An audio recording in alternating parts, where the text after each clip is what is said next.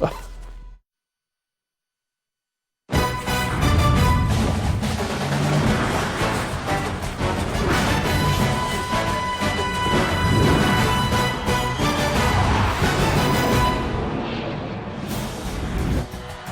to ESPNU College Football Prime Time. It's our Thursday Sun Belt Conference matchup from Paulson Stadium in Statesboro, Georgia, as the Texas State Bobcats take on the Georgia Southern Eagles.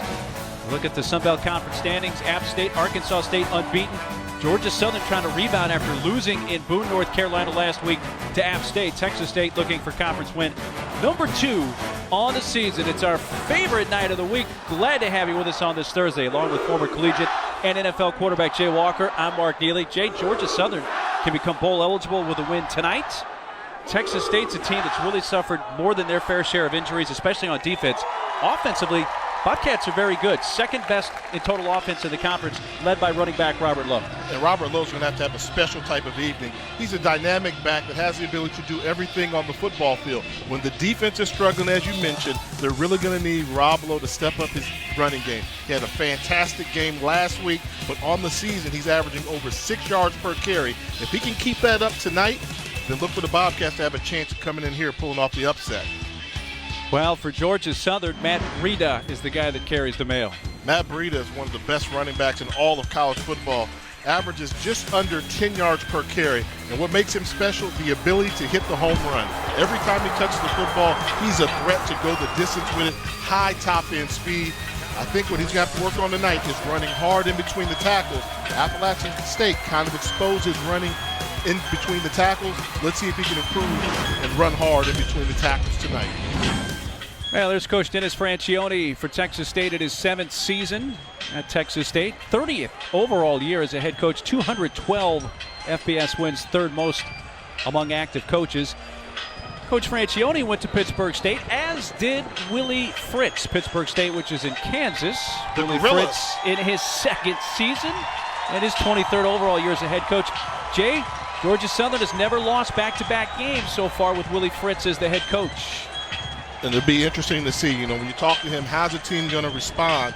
He said they had a great week of practice. They picked it up towards game time. He thinks they're going to come out well. We'll see. This is still his 2nd year, so you're talking about a 2nd-year coach still learning his program, and he's in territory that he's never been in with this program before. Younghoe Koo set to kick off. It's Jafis Gaines back for Texas State. They have not done very well as far as kick return defense, where Georgia Southern has. We are underway on our Thursday night Sun Belt telecast. Gaines watches it bounce 5 yards into the end zone for a touchback. By the way, Georgia Southern won the toss and deferred.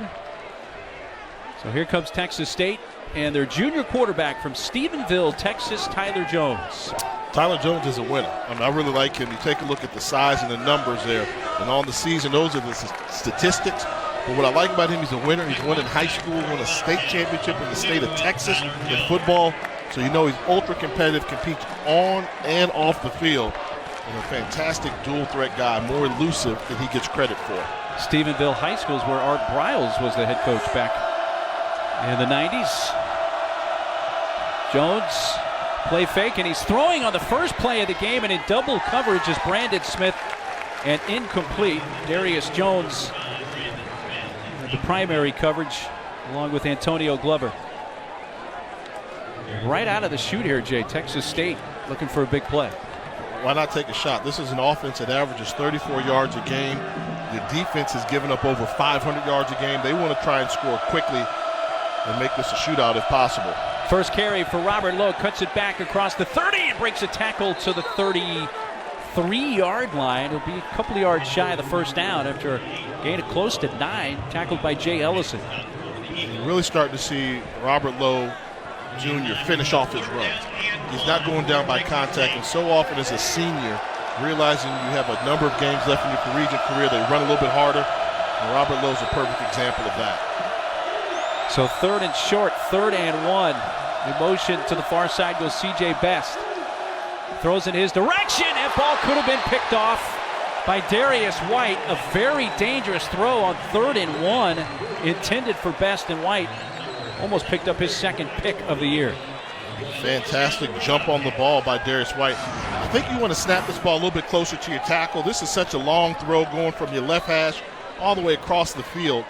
Once you have leverage in position, you want to call that snap a little bit closer to the tackle box. You only needed 2 yards.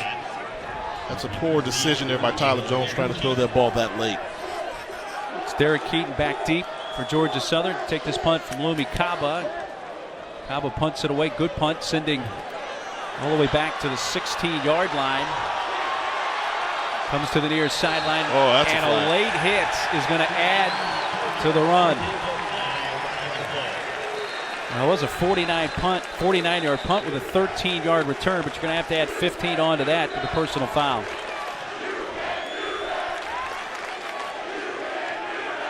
Our referee tonight, Charles Lewis in the white hat. Looked like Rusman Nikasevic is the one who committed the late hit.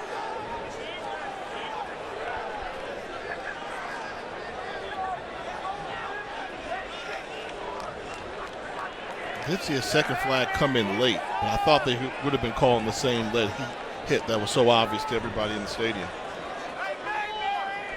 There are 2 fouls on the play. After the play, late hit out of bounds on number 99 of Texas State. Late hit on number 33 of Georgia Southern. Those fouls will offset. First down, Georgia Southern. Well, we didn't see the late hit from James Dean of Georgia Southern. We did see the one from Nikasevic. That's the obvious one there. Oh, wow. Yeah, they probably want to call it on 37. 37. Yep, that was not Dean. Antoine Williams called the wrong number, but missed opportunity for better field position by the Eagles. So first offensive possession for Georgia Southern and quarterback Kevin Ellison. This triple option attack. And a carry for Breida.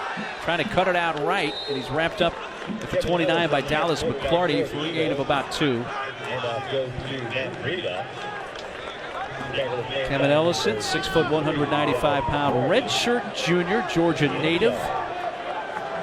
And he can be dynamic with the football from the quarterback position. When he calls his own number, he's a load to bring down. Once they get the passing numbers up, only 46%, but very efficient at doing this. Ellison keeps it, goes straight ahead, met at the 34, and drags the tackler up to the 36. That was Trey McGowan who had him by the ankles in a 6-yard gain. And I believe the game plan for offensive coordinator Doug Roos in this situation for this football game, pound the ball in the middle of the field. Last week versus Appalachian State, they weren't able to run in between the tackles. I think everybody saw that watched that football game. They want to come out and show control in the trenches, particularly in between the 2 guards. 3rd down and 2, and Breida hit, but we'll see where the forward progress takes him. It will be close. It was David Mims who came up and made the initial hit. And where they spotted, They didn't give him much. he may be a little bit short. And that's where the issue starts. If you're going to be an option team, any type of option, it all starts with them respecting the dive to the middle of the field.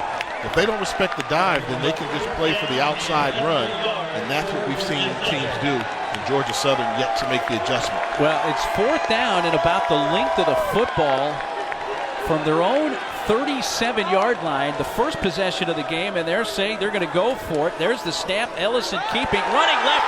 He has it and a lot more down the sideline. Into Texas State territory, run out inside the 40 at the 38, a 26-yard run. Dilla Roseman is the one there to eventually run him out, or he may have gone. And watch the left side of the offensive line seal the edge. We're going to have a tackle come around there in this great big running lane on the outside, giving Ellison plenty of room.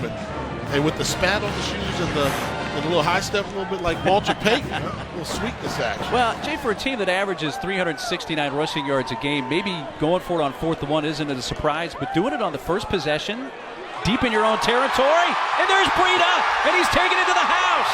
37-yard touchdown run, Matt Breida. And now you know why they didn't want to give up the football. More importantly, they continue to force the run in between the tackles. This was a statement run right here. This was a statement series by Georgia Southern. We can run the football in between the tackles. Great pull guard by Roscoe Bird on the seal. Matt Breida, we talk about the home run hitting potential. Let you know why he averages, sure it's gone up, 10 yards a carry. Younghoe Koo at the point after for Breida, his 12th rushing touchdown of the season. He had 17 rushing touchdowns a year ago. He may eclipse that just in a few games. Off and running, Breida, and the Eagles lead early.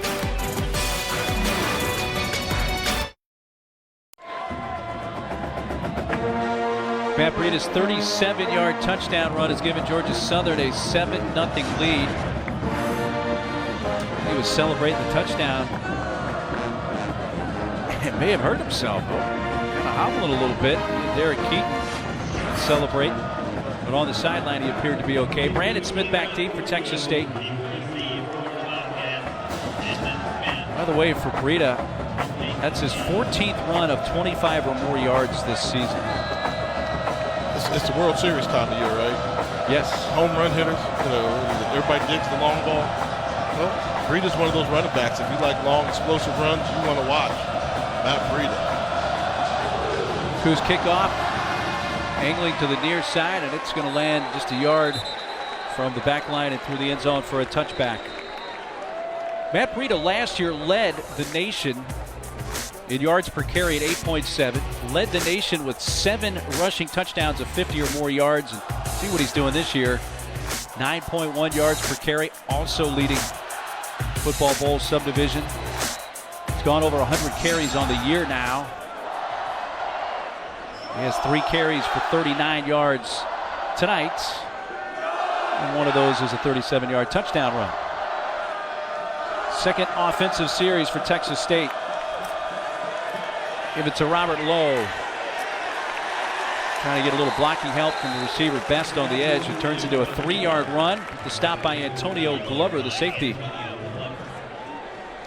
Glover, who comes in with 6 career interceptions, 5 of them this year. 3 came in one game this year against the Citadel back on September 19th.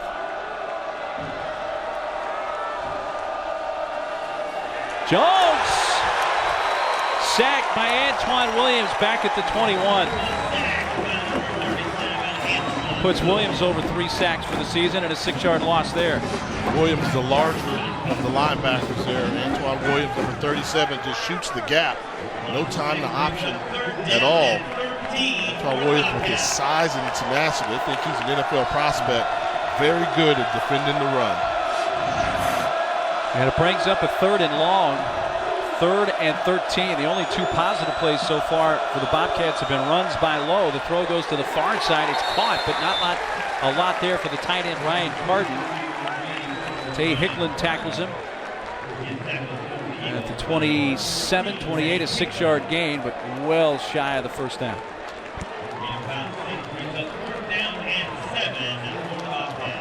So that's 2 straight 3-and-outs for Texas State.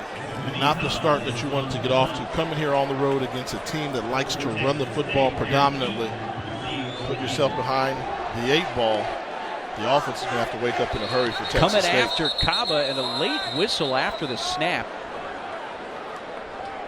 So no play.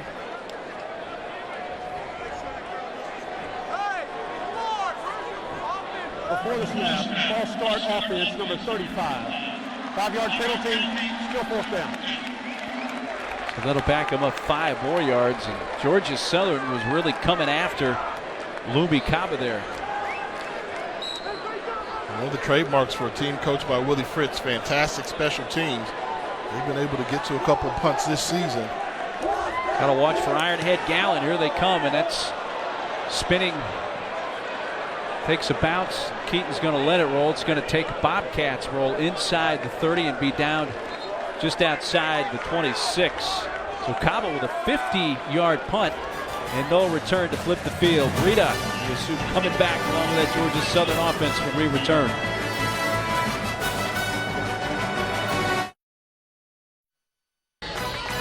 ESPNU College Football Primetime is brought to you by Geico. 15 minutes could save you 15% or more on car insurance.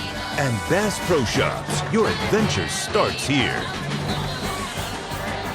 Well, Jay, it sounds like a little bit of an oxymoron, the Eagle walk, but it is fun to see, and especially fun to see the real live bald eagle here take off prior to game time. Freedom fly around the stadium.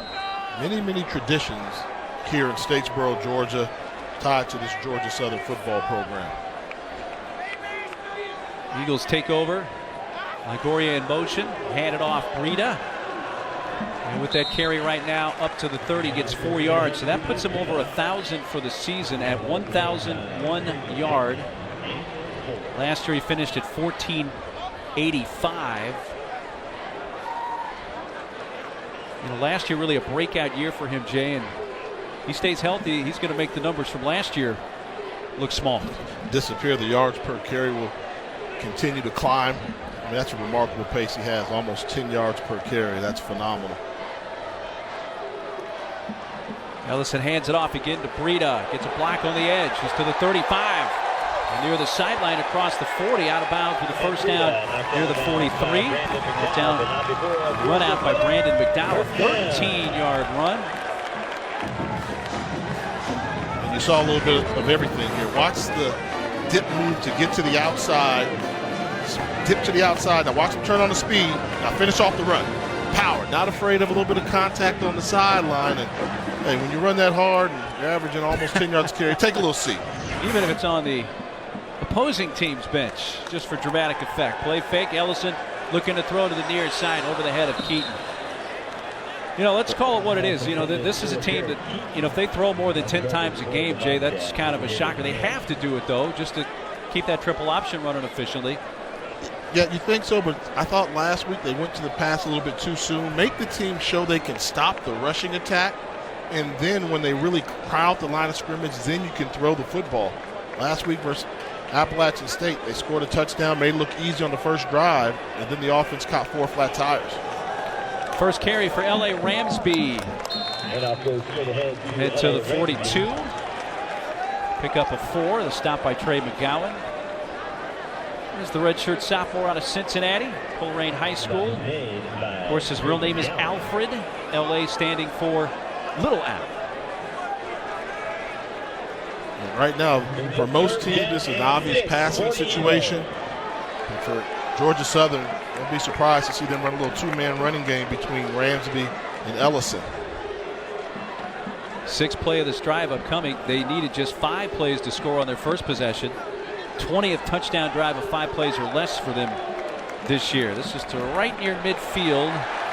Boy, Ramsby just keeps on going. And now he may have a first down. Ishmael Davis thought he had him wrapped up. He's the best of the short yardage runners. Let's see. He just keeps his legs going. And when you have a defense that averages giving up over 550 yards per game, they allow plays like that to happen. They had good contact on him, well short of the first down. But that was a matter of Ramsey just wanting to get a little bit more than the Texas State defense. You don't see backs gain yardage in that style very often. Kind of backwards, almost a backwards kind of a spider crawl. There's a handoff straight ahead. He landed on the defender and kept going again. Hit Roseman. Ramsby with a 6-yard run there. He refuses to go down a couple of times. And that's a defense that's not wrapping up. And, you know, in defense of Texas State, they've been decimated on the defensive side of the ball. And that continued tonight with their starting middle linebacker, Jared Gilman, out for this football game due to a concussion. And which occurred in practice.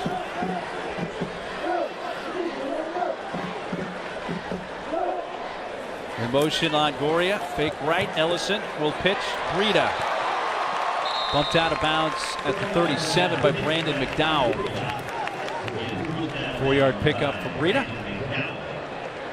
How is that for putting some pressure on your run defense? Their best in between the tackle runner is L.A. Ramsby for short yardage situation. Then when they run the option, they bring in the speed back, Matt Breida. 3rd down and 1. On the 41. I should say the 36 of Texas State. First down for Breida straight ahead. Kari Berry, Damani Alexi helping out on the tackle. Ready to go and come out. Wesley Fields will come in. Not a big surprise that Georgia Southern was able to convert on that third down. Texas State 123rd. Out of 126, I believe it is. 127. 127, pardon me. And I know that 127 because Texas State's defense ranks 127 in a couple of those categories. First carry for Wesley Fields. To the 30 before he's pushed back. And Trey McGowan and Rashad Dillon. He's up about 3. Freshman from Maracus, Georgia. And here's the problem. With all the injuries for Texas State, they all occurred with the defensive line. They lost 4 of their starting defensive tackles. That'll hurt any team. But now, because they're a little bit soft in the middle, they don't have those starters in there. They're playing young players. The safeties have to really get engaged. And look how close the safeties are to the line of scrimmage. Not just one safety. Both safeties within 6 yards. Pitch to Fields. Hit it to 29.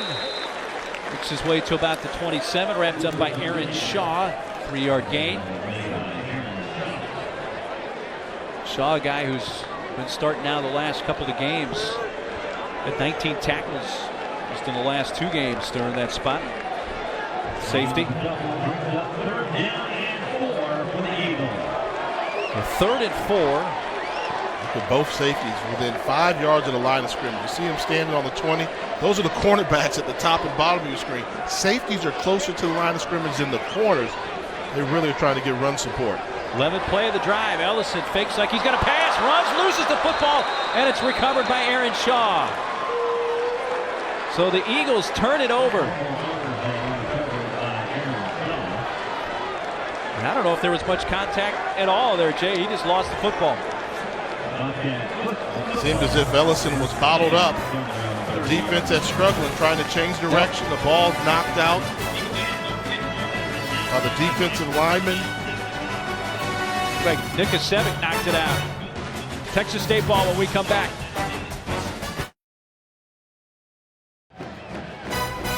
Coming up Sunday from 8 a.m. to noon, ESPNU brings you College Football Sunday. Heisman hopefuls to championship contenders. College Football Sunday, the only show that ranks them all exclusively on ESPNU and watch ESPN. Jay, you and Roy Philpott were in Boone, North Carolina a week ago. And to honor the recently departed Yogi Berra, are you suffering deja vu all over again? It started to seem that way. The offense was clicking on their first drive, then they stumbled, stubbed their toe, and then that woke up the Appalachian State offense. I'm sure friends of Gata football, Georgia Southern that is, hope it's not a repeat of last week's performance offensively.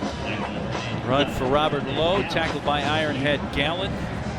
And that's the key right there. When they have Dobson, Matt Dobson, the senior safety, game time decision, not able to play tonight, they lose something with their defensive prowess. Low, close, but a little short by maybe a half yard where he came down. Tripped up by Antonio Glover. Gain of 4. Dobson, the senior, he had that right knee braced up when we were watching him in the pregame, Jay, but it's a tough loss for them. Yeah, it was a big brace, didn't look like it. You know, he right now is a 3rd leading tackler on this team, and this is going to be his 2nd consecutive game that he's missed. It tells you what an impact player he can be. 3rd down and short. That's kept by the quarterback. Jones runs for the first down. You know, last year these teams played a really tight game in San Marcos. It was won by Georgia Southern 28-25. Matt Dobson had a 100-yard interception return for touchdown on the last play of the 3rd quarter of that game. Also had a career-high 12 tackles, so he is not playing tonight. And we asked Coach Fran what you learned last year and what App State did last week. Does that kind of play into the game plan this week? And he said, oh, yeah.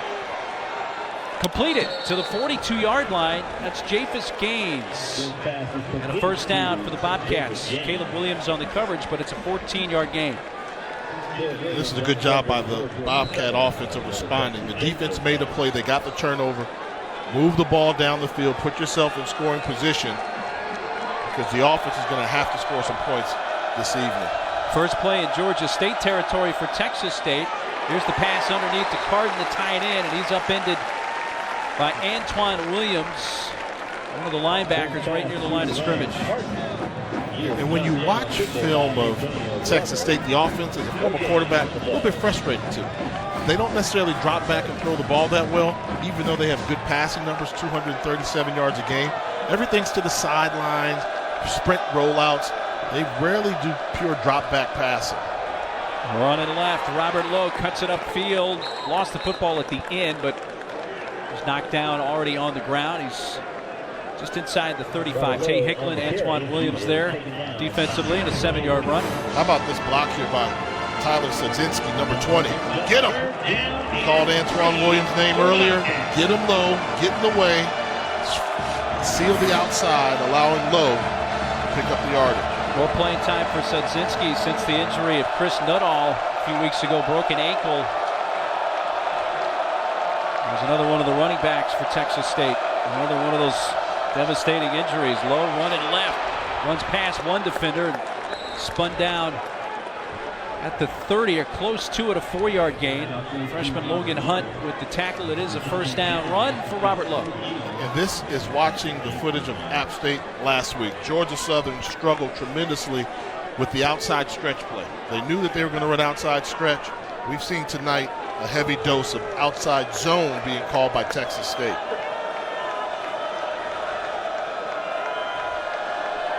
Jones in the offense look to the sideline.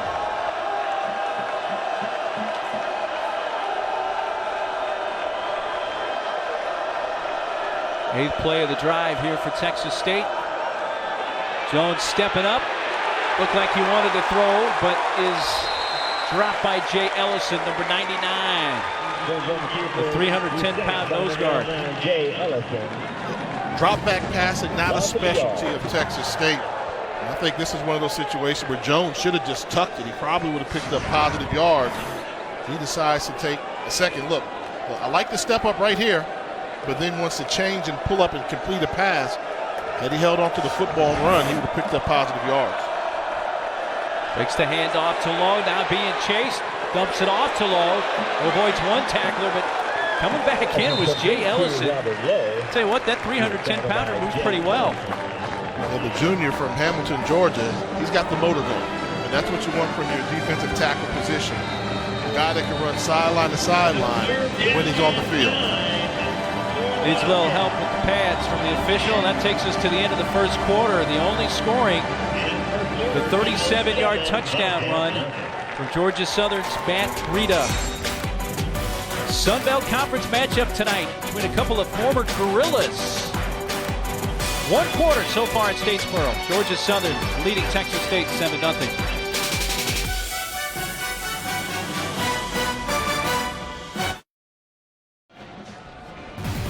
You tailgating this Saturday? We'll bring ESPN's college football coverage with you. You can stream every game live with Watch ESPN. Download the Watch ESPN app or go to watchespn.com. Jay and I would be lost without Watch ESPN. I will need it this week because I am tailgating at probably one of America's best tailgate, Magic City Classic, Birmingham, Alabama.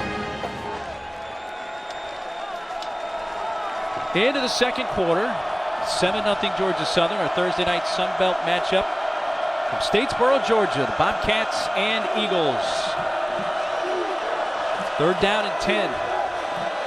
Jones under pressure and off the hands of Brandon Smith, and then almost bounced to Caleb Williams, cornerback who was covering him, number 19. 4th down. Brings up 4th down for Texas State. Rich Francione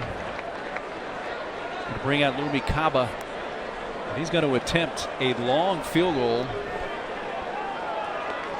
This will be a 48-yard attempt off the right hash out of the hole to Jack Rhodes. Kaba's long this year is 36. 3 of 6 in field goal attempts on the year. This would significantly better his long, and they're going to fake it. Rhodes throws low and incomplete.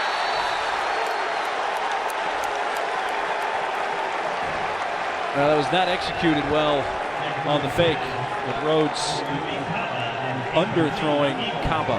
It was great recognition by the field goal block unit. Outside contained, doesn't get fooled, does a good job at staying at home.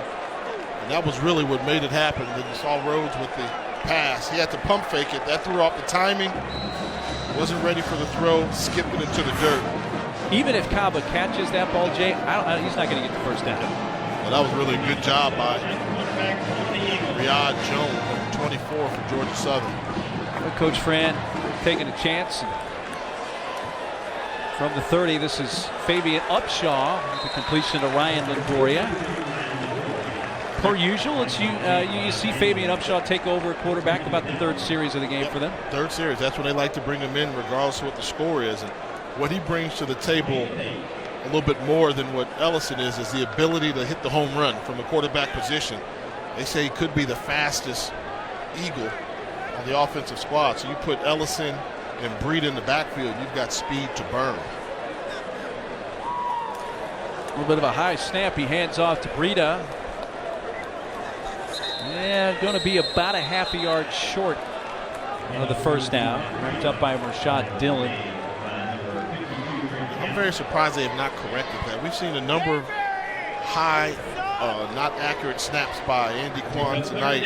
There were several of them last week in the game versus App State. That's something you have to coach up, or else that's going to cost them in a major way. Bring in L.A. Ramsby on third down at less than a yard. Give it to Ramsby, and he has the first down.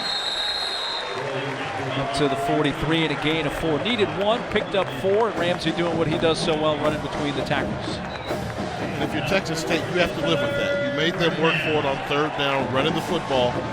You have to have them bore you to death. Allow Georgia Southern to pick up 2 or 3 yards, but you cannot give up the home run ball, the option pitch to the outside. Force them to run in between the tackles to slow down this Eagle offense. Here's the option up. Shaw pitches to Ramsby, gets a pretty good head of steam, and he's to midfield. Brought down just inside Texas State territory. 8-yard run for L.A. Ramsby. This is just a great move right here. Take a look at the pitch. Once he gets the pitch, cut on a dime, make a miss to the inside. Would you believe me if I told you that L.A. Ramsby used to be a quarterback? Came here to being the legend of Tracy Ham and all those guys, option quarterback, moving to running back, and he makes it look very natural. It's to about the 47-yard line. It should be a first down. Ishmael Davis, Rashad Dillon on the tackle for Texas State. Ramsby's 5'11", 210 pounds. Redshirt sophomore, last year named to the Sun Belt Conference all-newcomer team as a redshirt freshman. So we'll head to the sideline. Wesley Fields now in. Feature back. Fields a freshman. Somebody must have called timeout, or the officials did something. No flags. The previous play is under review. Well, it's about the spot. I didn't think in real time there was any question it was a first down, but apparently there is. They're going to send it upstairs to the replay official, Tony Backert. Don't believe Ramsby on the carry. We've seen Ramsby run kind of backwards and keep his knees up. He does a good job of not going down. Did he go down in that pile? But there's that. He still had enough. That last little bit that he got, was he down? And from that particular angle, there certainly wouldn't be enough to overturn the call on the field. I disagree. I thought it looked like it was pretty clear his knee had gone down. Really? And then he used that to get some momentum to go forward. Well, let's take another peek at it. A little different view here. I think the knee's going down. See, the elbow's down for sure. So the elbow's down, he's down. So I didn't see the knee down there, but I saw the elbow down. So that's a pretty good look there. After review, the runner's arm was down at the 47.5-yard line. The ball will be placed at the 47.5. Third down and a half yard to go for a first down. So it'll be third and less than a yard, which really isn't the worst thing in the world for Georgia Southern. It's not a first down, but be careful here if you're Texas State. It's third and short. Don't sell out your defense trying to stop the inside dive play where you allow one of these Eagle runners to get to the outside and hit you for a big gain. We saw Brad Francione, who's the defensive coordinator, took over a couple of weeks ago after John Thompson resigned after the Houston game. All right, 3rd and less than a yard. Dean is the fullback. Handoff. Rita, there he goes! Rita off to the races, his 2nd touchdown run of the game. His first went for 37, add 10 because that just went for 47. Watch out for the home run ball. Allow them short yardage, not big chunks of yardage. And just great vision. Doesn't seem like there's a lot of want to in terms of stopping the run for Texas State. Folks just running by the football, running through an arm tackle. Short yardage situation, you just have to want it. They run in between the tackles and get it that easily. There's not enough will right there. 6-play drive, 70 yards. Rita now 9 carries, 113 yards with 2 TDs.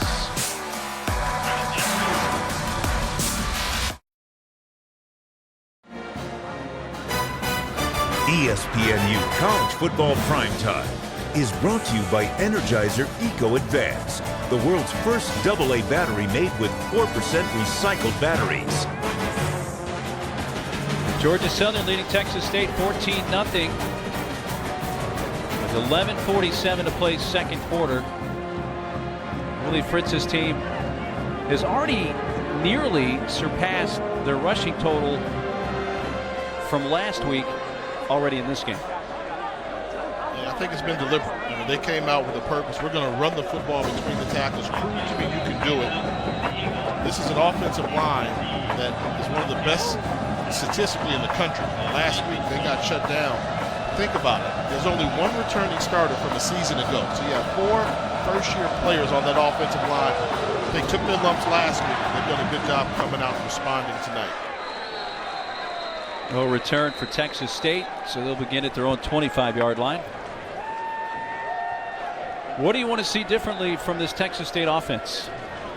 They have to finish the drive. They got down in a scoring position, but you can't allow Georgia Southern to continue to lead by 2 touchdowns. So for them, dial up your best plays that you have. Start moving your quarterback out. When you watch Tyler Jones, he's a guy that does a lot of great things outside of the pocket. If that's his strength, you need to go to it right now.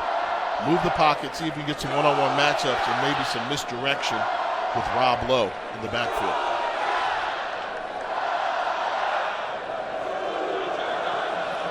Best in motion, handoff, Rob Lowe. Maybe a half yard. It's Darius Jones, number 5. Open out on the tackle. Georgia Southern, I know they're happy to have Ironhead Gallen back for the first half. He's probably their best defensive player from that linebacker position, number 27 in blue. Lowe trying to run to the edge and run down from behind by Antoine Williams. Williams was there and Ironhead Gallen there to force the running back to cut back or slow down for a step in the middle. And when you watch him, he just jumps out at you. He's all over the field. He can cover, he can run, and at 5'9", 210, brings a little thump to you. And that's what you want from your linebackers, have that thump. When you're a little bit undersized, he's just an old school football player. Head coach Willie Fritz, when we chatted with him just before game time, very complimentary of Ironhead Gallen. Just said, hey, he's a football player. Lowe, he's going to have the first down. All the way up across the 45-yard line, tackled by Tay Hicklin. On a run that Texas State needed, it goes for 20 yards. Well, they rushed for 220 yards a game, and great vision by Lowe. Probably got away with the hold there on the second level. But with the vision to get to the outside. Lowe came in averaging 6.1 yards per carry. And here's Tyler Jones, who came in as their 2nd leading rusher. He's pulled down by Bernard Dawson. Right now we're seeing some of the struggles, the injury bug that's hurt Texas State on defense. It's going to offense. Number 67, Tristan Miserak is starting. He's a redshirt freshman at center. And right now, Georgia Southern looks dominant with their defensive tackle and D-line play. Timeout. Georgia Southern. Georgia Southern uses their first timeout.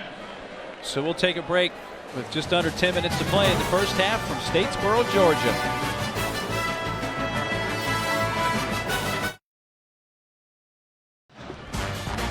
The top wrestlers in college square off on the mats in the NWCA All-Star Classic. This event kicks off the season. We'll have several NCAA champions being tested in this dual meet format. The main event matches begin at 5 Eastern on ESPNU and are also streaming live on Watch ESPN. Georgia Southern, winners of 9 consecutive games at home. They have the 14-0 lead, under 10 minutes to play. First half, Texas State a second down and 10 from their own 45. Handed off to Robert Lowe. Cuts it upfield and has a first down and pushes his way all the way to the 33-yard line. A 23-yard run for Lowe. This could get dangerous for Georgia Southern if they continue to allow the outside run to pick up this type of yardage. Then you're going to start having defensive backs peeking in the backfield, and that opens you up for the passing game. So I think it's very dangerous right now the way Georgia Southern's allowing Texas State to run the football on the perimeter. 10 carries, 75 yards for Lowe. Looks to add to that. Tugged down at the 28 by Logan Hunt. Jamal Johnson, a 4-yard gain.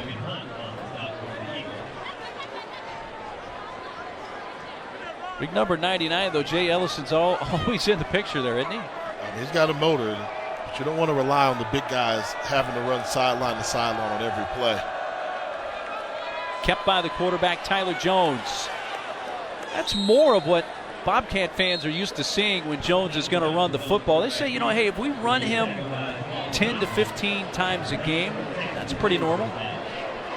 And he makes pretty good decisions with the football, and did a good job calling his own number there. They're waiting for the outside zone read. Tyler Jones has some ball skills. As I mentioned before, a little bit more elusive than he appears with his size. That was a 7-yard run for Jones, giving them a first down. Sadzinski. Antoine Williams with the tackle for no gain. Tyler Sadzinski. His first carry of the night, 10th overall carry of the season. Again, seeing more action where Chris Nuttall went down with a broken ankle.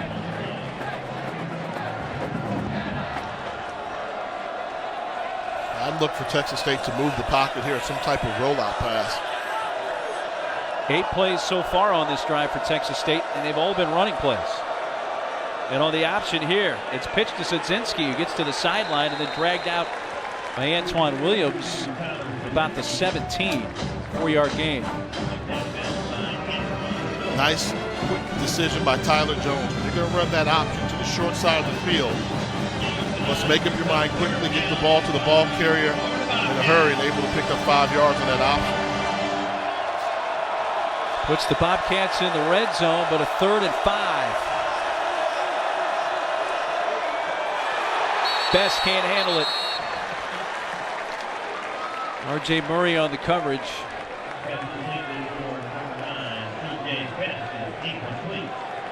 Well, they faked the field goal last time, but it was a 48-yard attempt. This one more manageable for Lumi Kaba to try to get Texas State on the board.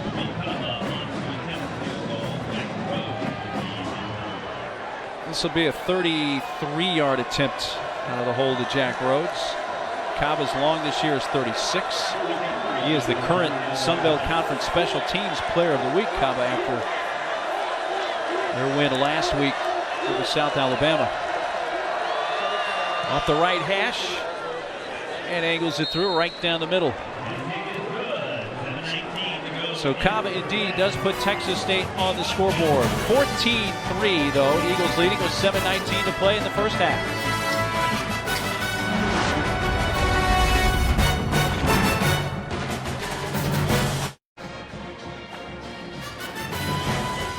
A little shot at Eagle Creek, campus at Georgia Southern, over by the practice fields. Jay, they have the little bridge there as well. Yeah, where's the bridge? It's, what is it, the world's smallest suspension bridge? Yeah.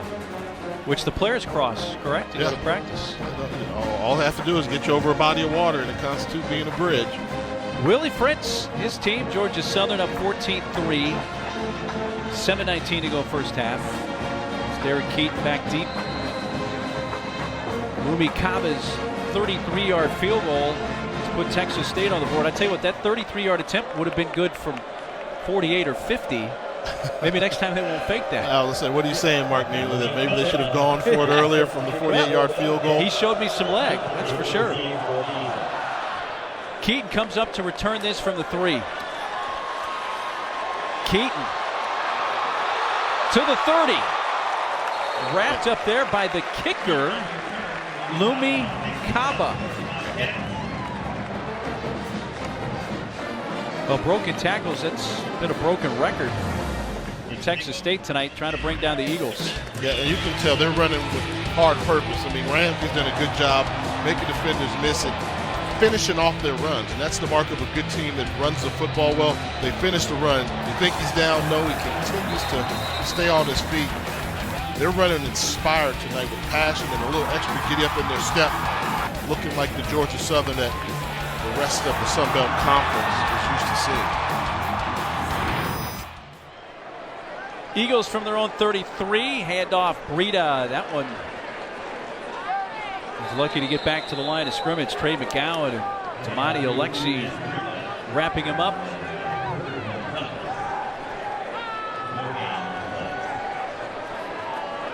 Breida has certainly more than offset those type of runs where he gets little or nothing, because he has a 37 and officially 48-yard touchdown runs tonight for the 2 Georgia Southern scores. This is Longoria in motion. Ellison falls forward to the 37 for a 3-yard gain. Trey McGowan and Damani Alexi again wrapping him up. And Alexi has to be all over the football field. He's the leading tackler for Texas State. So they put him in a rover / strong safety position. They'll even put him down on the line of scrimmage and have him rush sometimes. And you have to follow that one. You have to live with that play right there. Allow Ellison to pick up the 3 yards and not to make the pitch to really hurt you. Well, on 3rd down and 7, pass too high for Keaton. They haven't faced many of those type of scenarios tonight, of 3rd and 7 or longer. And that's a wide open wide receiver. I mean, that's one you have to have. And, Kevin Ellison is a 46% passer on the season, and I don't know if they get more wide open than Keaton was on that last one. First punt of the night for Ryan Nowicki, averaging 45 yards a punt so far this year. Brandon McDowell back deep. He's calling for the fair catch and makes it at the 36. Well, Thursday night game of the Sun Belt tonight. What's going on this weekend around the conference? If Appalachian State holds serve and Arkansas State does the same on their home fields, those two will be meeting next Thursday night on our Thursday night matchup, both unbeaten in conference play. That's if they both win on Saturday. And it should hold for them. Georgia State's improved. Are they on the level of Arkansas State? We'll see. And Troy, under first-year coaches, having to learn taking on Appalachian State, who looked phenomenal this season. Jones hands off to Robert Lowe, looks to cut it back, but there's 3 blue jerseys right in his face, including Ross Alexander, number 52. Ironhead Gallen, 27, also there. Just gained a yard.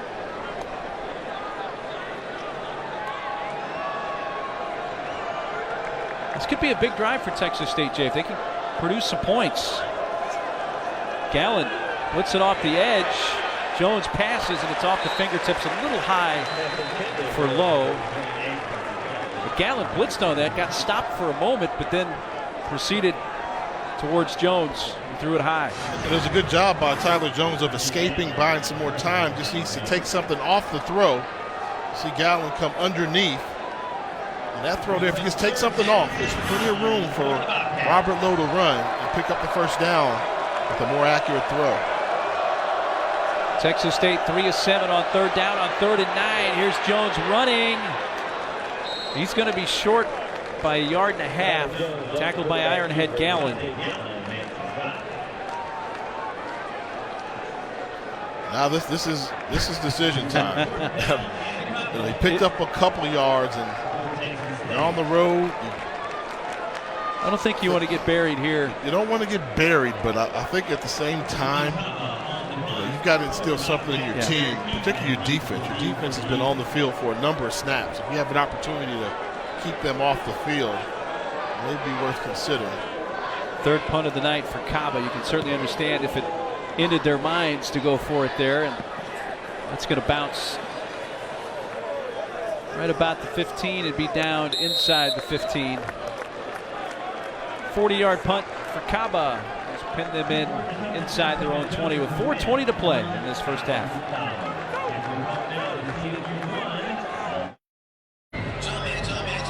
Those fans getting a couple of messages across. True Blue supporting their Georgia Southern team, and then with the pink was October is Breast Cancer Awareness Month. Mark, I'm part of the big guy club. Now my man in the B, you got to put a shirt on. Got pushed around. I would, he's part of the big man club too. Show what you got, big fella. Don't be deterred. 4:20 to play. Eagles beginning from their own 14. Send Campbell in motion. Ellison hands off to Breida.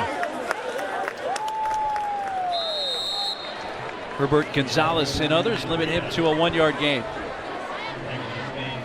Well, I mentioned at the top of the show, Lowe and Breida, and there's a pretty good reason why we mentioned them at the top of the show. Yeah, and they're both exceeding expectations. Lowe averages 6.1 yards per carry. He's up a little bit. And Breida came in averaging a little bit less than 10 yards a carry. He's increased his average to 11.3, so they're both doing a good job running the football tonight. Pitch, he lost it. Breida, loose ball. And it looks like Texas State has recovered. And they have. How did that happen? I mean, there was plenty of daylight for Breida to run with if he's able to make this catch. It was a nice pitch.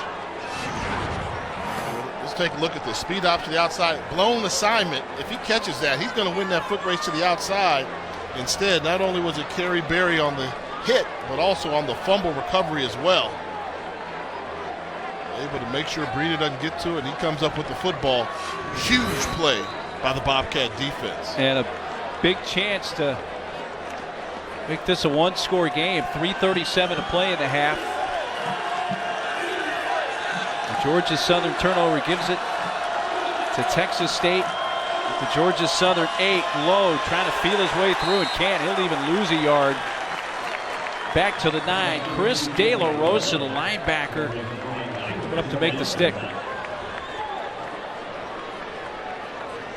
think it's time for Texas State to fake the outside run and sneak somebody behind the linebackers on the crossing route in the secondary. Jafus Gaines there in the slot where the top of your screen's been a key target. And he goes under center. He's going under center to go play action. Lowe tackled for another loss by Antoine Williams, just back to the 11, so that loses 2. And just kind of scratching my head a little bit, because when you talk about Texas State, the thing that makes them so effective is their balance. A very balanced attack. 220 yards rushing, 232 yards passing the football. It seems like they've been overly one-dimensional and have not got Tyler Jones involved in the passing attack. Well, the Bobcats use their first timeout of the half here, Jay, and I think this is a timeout to say, hey, we got to get the right play called here. Yeah, let's do something. Let's talk about what we feel comfortable doing. And I think, one of the things we can't underestimate is the fact that they've got Tristan Miserak making his second start, just a freshman at that center position. That's the anchor. That's the person that has to make all the calls, because this is a good defensive line for Georgia Southern, but tonight they look dominating versus Texas State. That balance you're talking about in the Texas State offense, Jay, averaging 233 yards passing, 220 yards rushing per game. Second in the Sun Belt in total yards per game at 453. Third and goal. In motion comes Brandon Smith. Flushed out. Jones has to heave it from the 25 into the end zone. He had a man open, but overthrew White. Lawrence White, who's a big 6'7" tight end in the corner of the end zone. Jamal Johnson is the one chasing the quarterback. Just right up the middle. I mean, Jamal Johnson coming from his defensive tackle position along with Jay Ellison. I mean, and when you're getting pressure up the middle, very hard for a quarterback to stay focused downfield.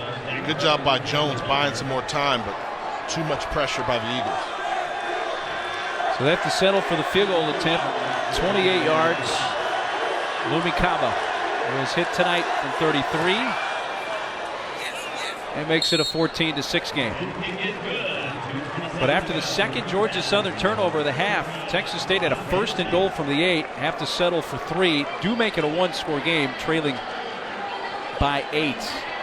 Well, Saturday Night Football presented by Walmart on ABC. 9th-ranked Notre Dame takes on 21st-ranked Temple. The Owls 7-0 for the first time in school history. Of course, you have Notre Dame's playoff hopes. They're very much alive if they can run the table. Notre Dame Temple at 8 Eastern on ABC, also streaming live on Watch ESPN. Game day will be in Philadelphia on Saturday. Big deal for Temple. Yeah, I mean, that's a prove it to me game. You're undefeated. You know, you got the victory versus Penn State. Now, beat Notre Dame. Now, Temple has a quarterback named P.J. Walker. Now, if he wins that game, I'm going to claim him as my cousin. But if he loses that game, then, you know, we'll have to talk about it. But what a job by Temple this season. I think that's been one of the best storylines of the college football season. Temple undefeated this late in the season. A little bit of light rain fell for just a minute or so, but I think it's already stopped.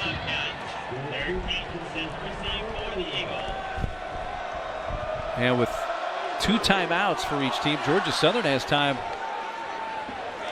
That's going to be brought out from a couple yards deep by Derek Keaton. Keaton sidesteps the kicker. He's all the way up to the 40 before he's hit from behind. 41-yard run back for Keaton. It was Dante Clint who came from the backside to tackle him. 41 yards. You know why I say 41 yards? Because coming into this game, Georgia Southern led the country in kickoff return. They average great kickoff returns. They average around 41 yards, and look what Texas State averages giving up. They average giving up almost 43 yards, so it kind of, the numbers never lie type deal. And Georgia Southern did a good job taking advantage of it.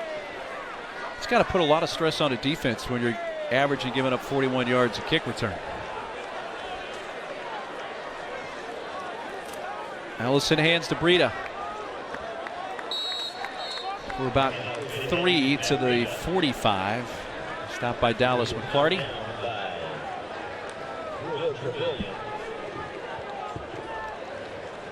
Texas State is ripe for play action right now. You think Georgia Southern wants to hurry up and score. You're worried about them running their hurry-up offense. Catch one of the safeties peeking in the backfield.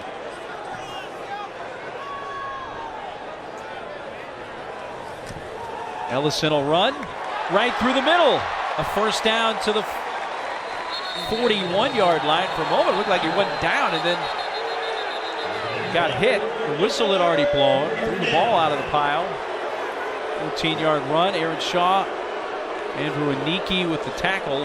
That was a good play by Kerry Berry, punching the ball out. It seemed, you know, we weren't sure if Ellison was down by contact or not. Was his knee down? He didn't hear a whistle, so he went to actually punch the ball out and make the officials blow the whistle. Crockett comes in motion. Fakes the handoff to Breida. Puts it in the air and a completed pass to Longoria. Inside the 30 of Texas State. 13-yard gain.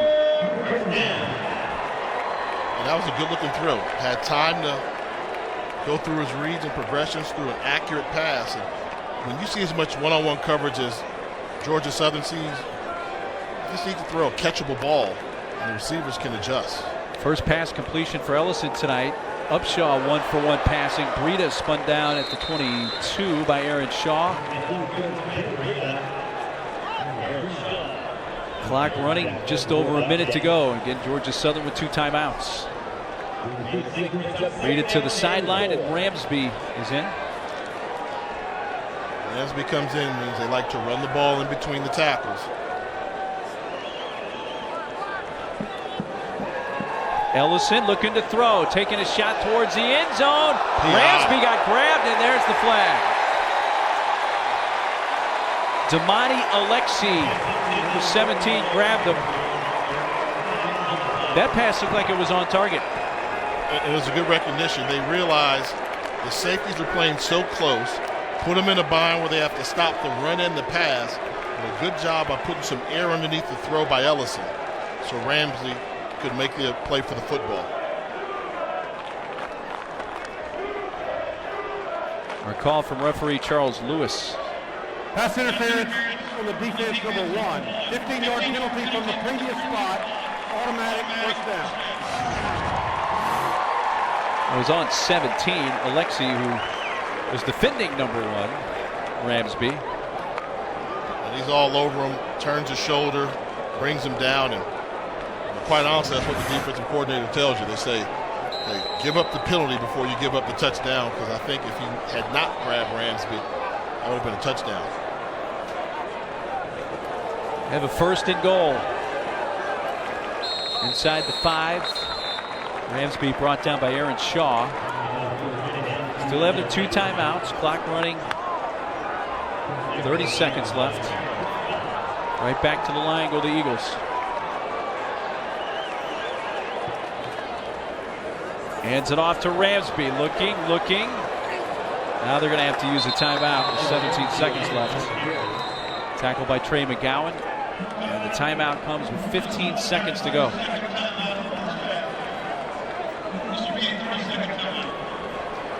Well, coming up at the half from the studio, Matt Schick, Jason Sehorn, Lika Sadeki, and we'll have more on that Baylor quarterback situation.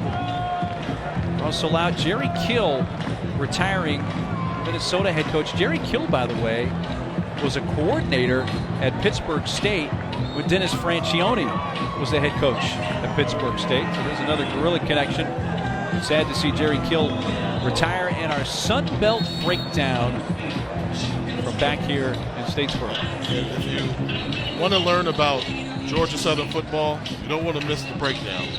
Give me 5 things you have to know about Georgia Southern football coming up at halftime. I've improved the list. I did it a season ago when I came here. I remember that. Learned a few more things about Statesboro. So you don't have the Statesboro Blues, though, right? You've heard that song? No, you're a blues guy. I'm not more. Come on, I'm hip-hop, the song man. about this town, Statesboro. Most recognized version done by the Allman Brothers. Ellison retreats, and then he's hit, and he lost the football, and Texas State gets it back with just 8 seconds left. 3rd Georgia Southern turnover, and that's a big one. And it was a great job by number 9, Aaron Shaw, from his free safety position. He recognized the play action and was not going to give up the outside. Quarterback turned his back to the defense. Look at Shaw. Keep him on your inside shoulder, track him down, make the play, hold him up so the defense can come and strip the football. What a stop by Texas State. Ishmael Davis helping out on the hit, and then Trey McGowan recovered it. So Texas State can take a knee here and go to the locker room only down 8, which all I can say is wow. A couple seconds ago, it seemed as if they're going to go down by at least 11. But only 8. Georgia Southern careless with the football, leaving some points on the field, not on the scoreboard. 3 turnovers in the first half from Georgia Southern, all of them fumbles. They did get a couple of touchdown runs, though, from Matt Breida. One of 37 yards, the other of 48. Cabo with a couple of field goals for Texas State. We'll send it to Matt in the studio on the other side of the break. 14-6 Eagles at the intermission.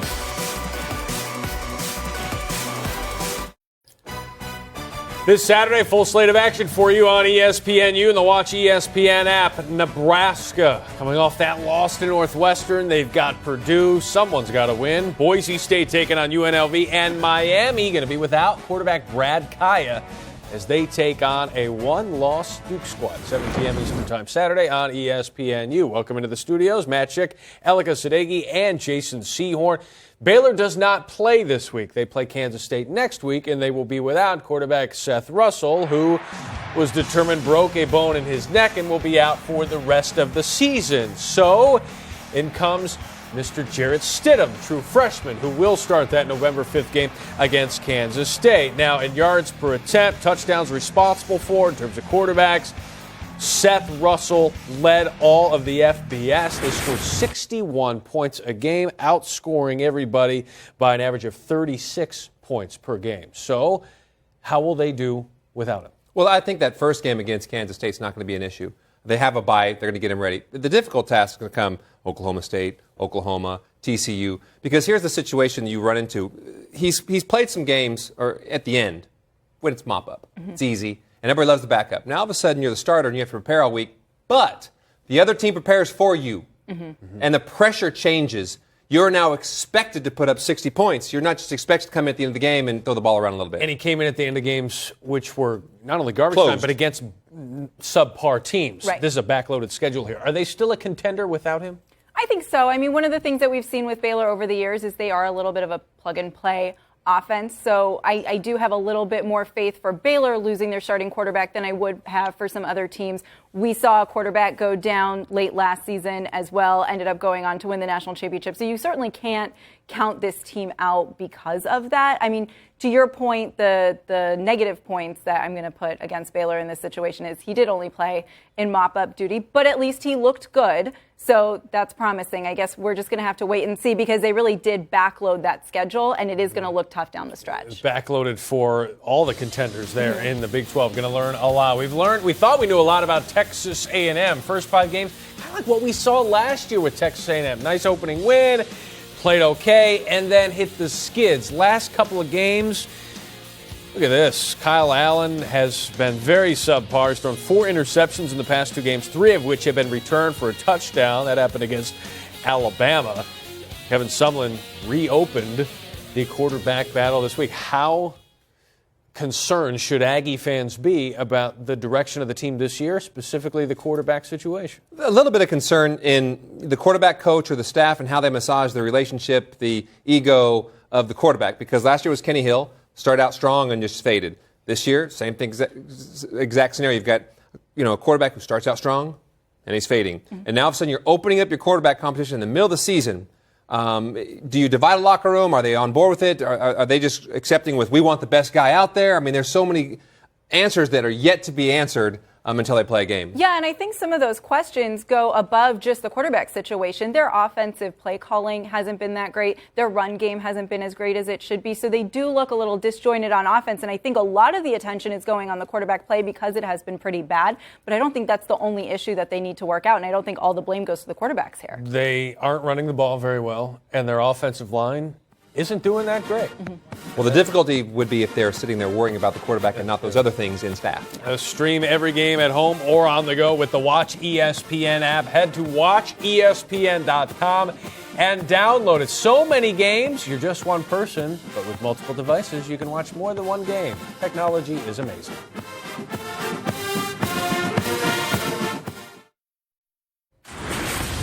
News and notes around campus. Georgia head coach Mark Richt affirming where he wants to be. He says, I know Georgia is where I want to be. This is where I want to finish my coaching career. And Minnesota head coach Jerry Kill retired this week, effective immediately, due to additional seizures suffered in relation to his epilepsy. Jerry Kill with an emotional news conference this week. I've given every ounce that I have for 32 years to the game of football and the kids I've been able to coach. Last night, when I walked off the practice field,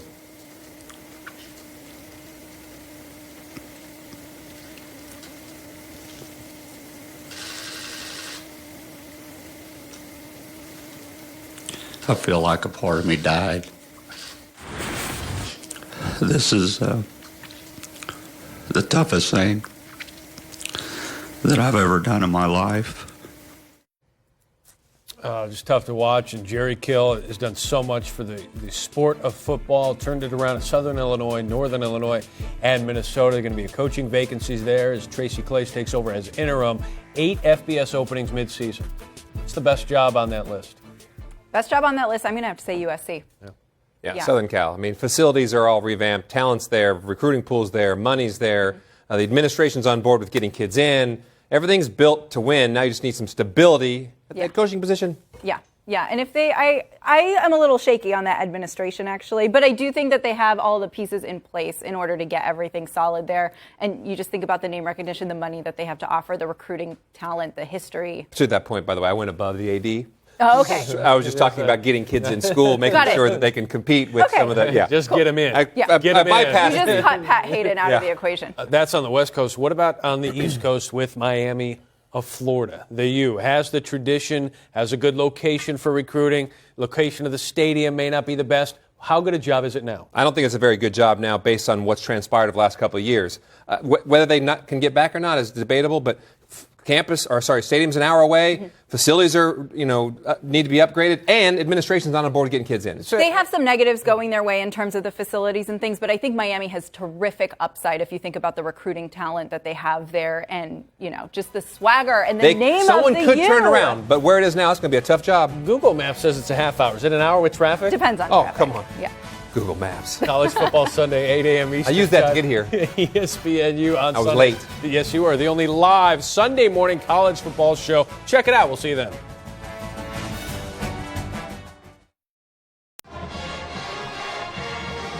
Halftime here in Statesboro, Georgia. The Sun Belt matchup. 3 Georgia Southern turnovers in the first half has kept this game close. It's 14-6. The Eagles leading Texas State. Glad you could join us on this Thursday from Statesboro, along with Jay Walker. I'm Mark Neely. Jay, let's get to our Sun Belt Conference breakdown. And Texas State was bowl eligible last year, didn't get the chance to go to a bowl game. Georgia Southern's bowl eligible with a win here tonight. What about the bowl matchups? The bowls that we could see some of these teams play in December. And I think that's one of the keys when you're talking about bowl eligibility. Texas State was slighted last year. Now you've got Georgia Southern as well as Appalachian State trying to have an opportunity to go their first bowl game in school history. These are the bowl affiliations. You have the R&L Carriers Bowl in New Orleans. You know about that. Then you've got the GoDaddy Bowl, which is in Mobile, Alabama. Then you've got the Auto Nation Cure Bowl, which takes place in Orlando, Florida. And the newest of those is the Camellia Bowl, which will take place in Montgomery, Alabama. So they've added another bowl. Last season they only had 3 bowl opportunities. One team was left out. They've added one more, so it should make for some quality football being played from this conference. Yeah, Georgia Southern wasn't bowl eligible due to their transition year last year. Otherwise, probably would have gone to a bowl. May see them do that this year. Now, from a Mackey Award list, this is for the top tight end in the nation. The Sun Belt has a guy from South Alabama, Gerald Everett, who's now on that list. Yeah, and you have to give him credit. Anytime you've got great individual efforts, you like to see those young men get rewarded. Gerald Everett's having a fantastic season, 25 catches for 405 yards, 6 touchdowns, and as a tight end, he's averaging 14.5 yards per catch. Congratulations to Gerald Everett being named on the Mackey watch list as one of the top tight ends in the country. And now one of my favorite times of halftime. It's time to give me 5J. What do I need to know about Georgia Southern? Well, coming down here to Statesboro, there's a lot of tradition, a lot of things they take pride in. First and foremost, you got to know this. Number 5, it's all about freedom.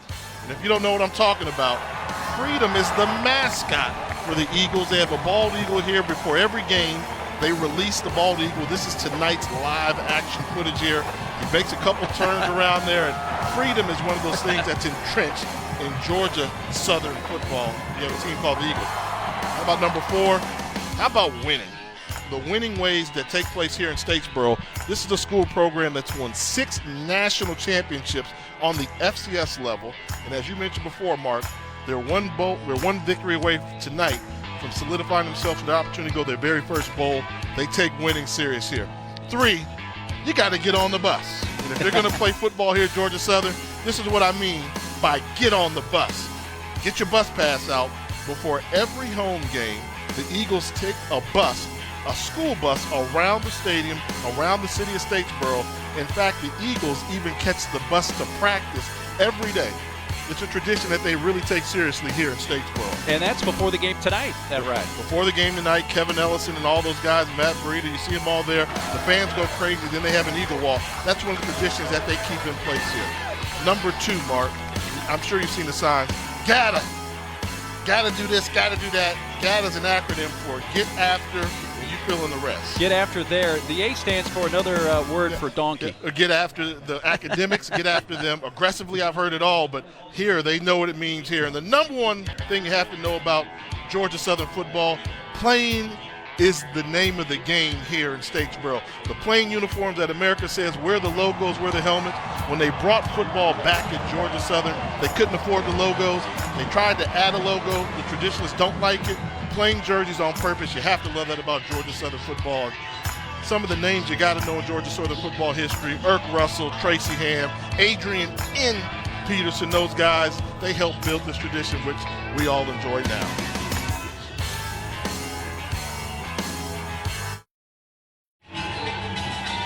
Welcome back to ESPNU College Football Primetime. Thursday night Sun Belt Conference action from Statesboro, Georgia. Georgia Southern leading Texas State by 8 as we start the second half. Dennis Franchione's Bobcats have to be pretty happy to be only down 1 score here, Jay.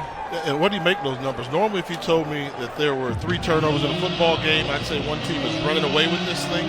But it's just a 1-score game, a touchdown to 2-point conversion from being tied up. So I have the feeling that Texas State is happy to be down only by 8. And Georgia Southern, with head coach Willie Fritz, has to be scratching his head. They dominated the first half. Keaton back to receive this kickoff to begin the second half. And we are back to playing in Statesboro. That's into the end zone for the touchback. Well, the 3 turnovers you're mentioning, Jay, were all fumbles lost by Georgia Southern. Yeah, and these are just points that they left on the field. You know, just a little careless with the football, down in scoring territory. That's the part that's difficult to understand. That would have been a huge play if Breida holds on to the pitch. And then the one before the half, going into the end zone, 3 points guaranteed, not protecting the football. They stand up Ellison. Give credit Texas State's defense. They did a lot of bending, but they did not break. Yeah, the 2 touchdowns were long runs from Breida, 48 and 37 yards in that first half. And there goes Breida again, and that's a 12-yard run on first down, tackled by Brandon McDowell. Georgia Southern rushed for almost 200 yards, 193 yards exactly in the first half, and they have 2 touchdowns on the scoreboard. That's it.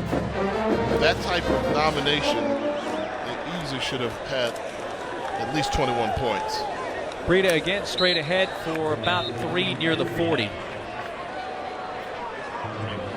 Georgia Southern tops in the FBS in rushing yards per game.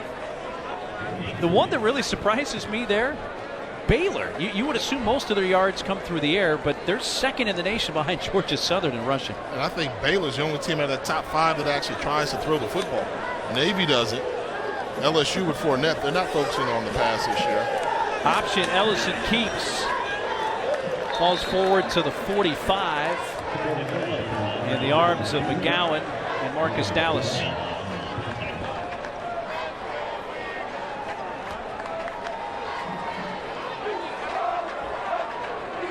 Third down and 2 upcoming on this, the first possession of the second half. In the first half, third and short yardage situations. Texas State worried so much about the dive, they gave up the big play. See if they can limit the gain. Wesley Fields gets the first down. Needed 2, picked up about 3. McClarty and Alexi with the tackle.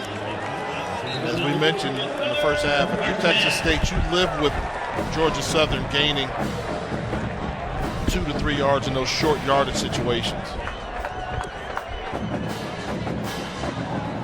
Georgia Southern's won 9 consecutive games here at home. Their last loss was November 2nd of 2013. They lost to Furman 16-14 in a non-conference contest, and there's Fields met right at the midfield stripe by Ishmael Davis.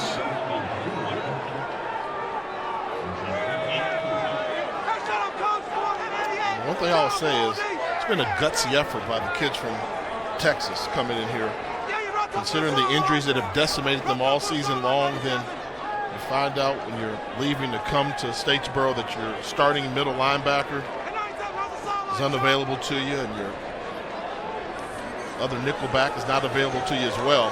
Ellison keeping, slides down for a couple of yards at the 47.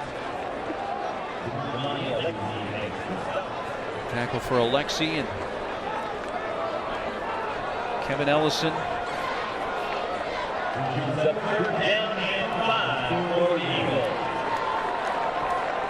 Third down and 5.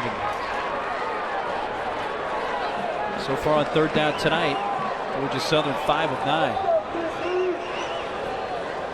Dean is the tight end in motion. Breida bouncing it outside. Dragged down by Aaron Shaw. And a big play by Shaw. Just a gain of 3. It'll be fourth down. And Shaw paid the price on that hit. He's down. You had to think once Georgia Southern crossed midfield, it became 4-down territory for them. That's why they elected to run the football on 3rd and 5, anticipating if it was short, they'd probably go for it on 4th and 2. Shaw being attended to just a few yards off the field. Now does get up.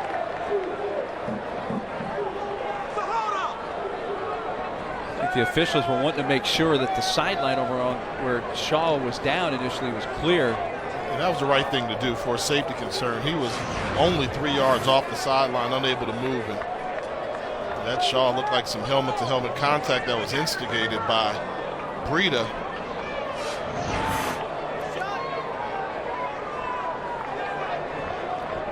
They quickly break the huddle. 4th down and 2. Ellison running. Leads forward and has the first down to the 41-yard line. Tackled by Ishmael Davis. Got it by just over a yard. Following the block of the halfback tight end, James Dean. Fullback, that is, James Dean.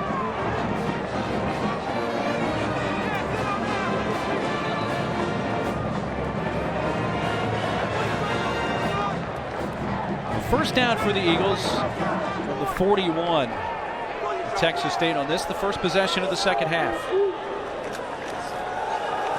Ramsby getting knocked down at the 38 by Cameron Brown, the free safety of the Houston area, Missouri City, Texas.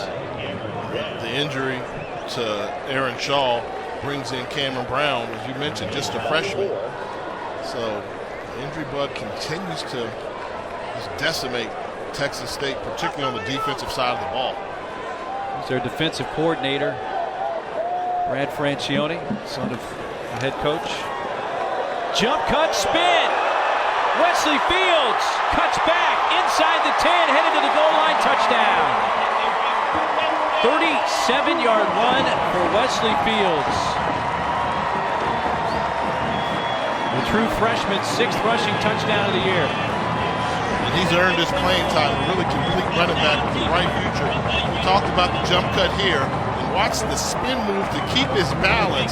Holds on to that football nice and close. That's a fantastic run by Wesley Fields, the freshman from Americus, Georgia. Point after for Co. 10-play drive with 75 yards, all of it on the ground. In a little under 5 minutes. It's been the big play.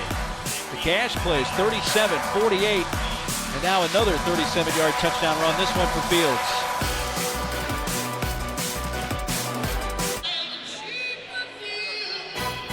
Sunday, 8 a.m. to noon Eastern, ESPNU brings you College Football Sunday. From Heisman hopefuls to championship contenders, College Football Sunday is the only show that ranks them all exclusively on ESPNU and Watch ESPN.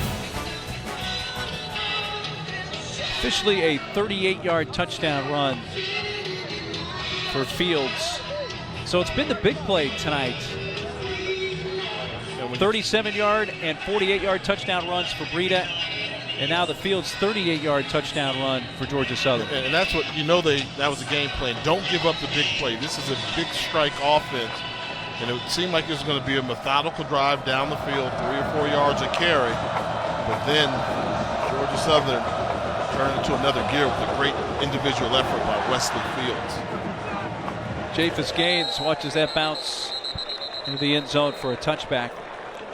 We've only had 6 completed passes tonight, 4 of them by Texas State, 2 for Georgia Southern. This is a game that's been played on the ground.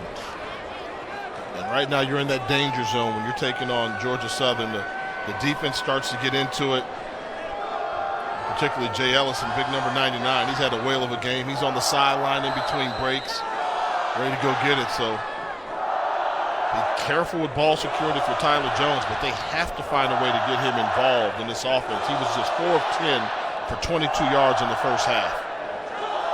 First possession of the second half for Texas State. Jones goes right to the air and finds the tight end Carden.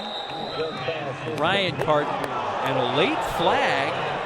Looks like it's going to add to the run. Darius White pushing him out. And a little extra may get the personal foul. It's the first penalty tonight against Georgia Southern.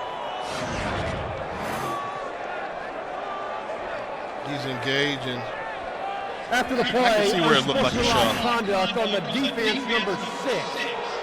15-yard penalty from the end of the run, automatic first down. That is the first unsportsmanlike foul on number 6 of the game. Looked like he was, even though he was out of bounds, he was just trying to strip the ball for some reason, and that was the reason. Yeah, and the other defender came and hit him and moved the pile to make it out of bounds. He probably thought he was still inbound. I could see why the official would call that. Was it the right call? Not necessarily, but I understand why it was called. So it pushes Texas State all the way up to their own 47-yard line of first down. Lowe running right. Look at the pursuit. He's able to avoid Gallen, who looked like he was going to tackle him in the backfield. And he winds up getting a couple of yards there. 2 good football players going right at it right there. Ironhead Gallen looked like he was shot out of a cannon, had a great angle, but Lowe, being the good productive runner that he is, able to turn the edge just so slightly and pick up a couple of yards. Lowe now goes in motion. He's set up at the bottom of the screen, looking in that direction. It's passed to Carden. Right now the tight end Carden has been the primary passing target. He's about a yard from the first down, where he's brought down by Antoine Williams. And there's an opportunity to bait Georgia Southern in the particular coverage. Whenever Texas State goes empty, then every time they've done that, we've seen Gallen get on the line of scrimmage and blitz the quarterback. They've been able to protect it. If you know you can get a blitz and induce one-on-one coverage, it's a pretty good throw. You can hit him for a big play. With the spot for Carden, it is a first down. At the 43, Georgia Southern fakes the handoff to Lowe. Jones fires to the near side, and a pass caught by Brandon Smith, and he's out of bounds at the 27. I think that's the type of pass play you've been looking to see more of tonight, Jay. Yeah, and it's uncharacteristic for them. Straight drop back, but they had great protection. The soft zone coverage because of the threat of the running game, able to pick on Caleb Williams over on the right side. I'd like to see him go empty again and try and hit a crossing route versus man-to-man coverage. After a 16-yard gain, Jones to throw on first down, taking a shot towards the end zone at the 4, broken up. Ryan Gary, the intended receiver, and Caleb Williams had him well covered. Wow, and this was a great route by Ryan Gary. I mean, he had him. It seems like they're picking on Williams a little bit. He moved over to the slot. Watch this post corner right there on the slot. Give him a stick move on the inside. You have that much separation, lead him to the sideline, and that's a big play right there. That's just a missed throw by Tyler Jones.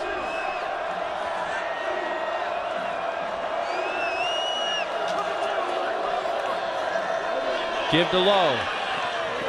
Tripped up at the 24-yard line by Tay Hicklin.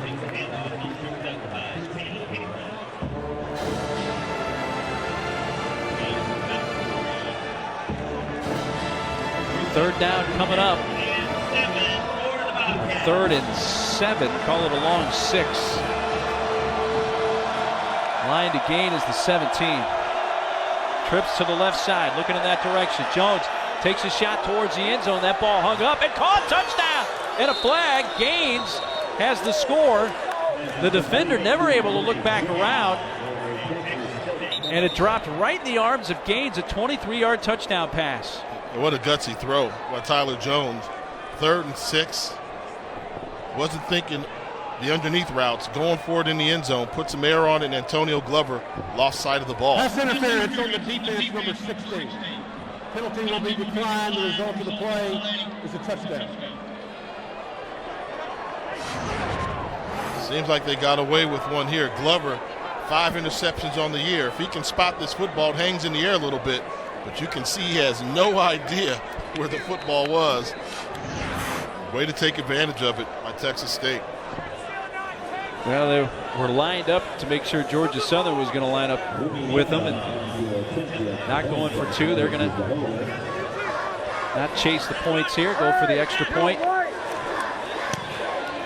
It makes it a 21-13 game. But the touchdown catch for Tyler Jones is a touchdown pass of the season. Fell right in the arms of Gaines, his 2nd touchdown of the year.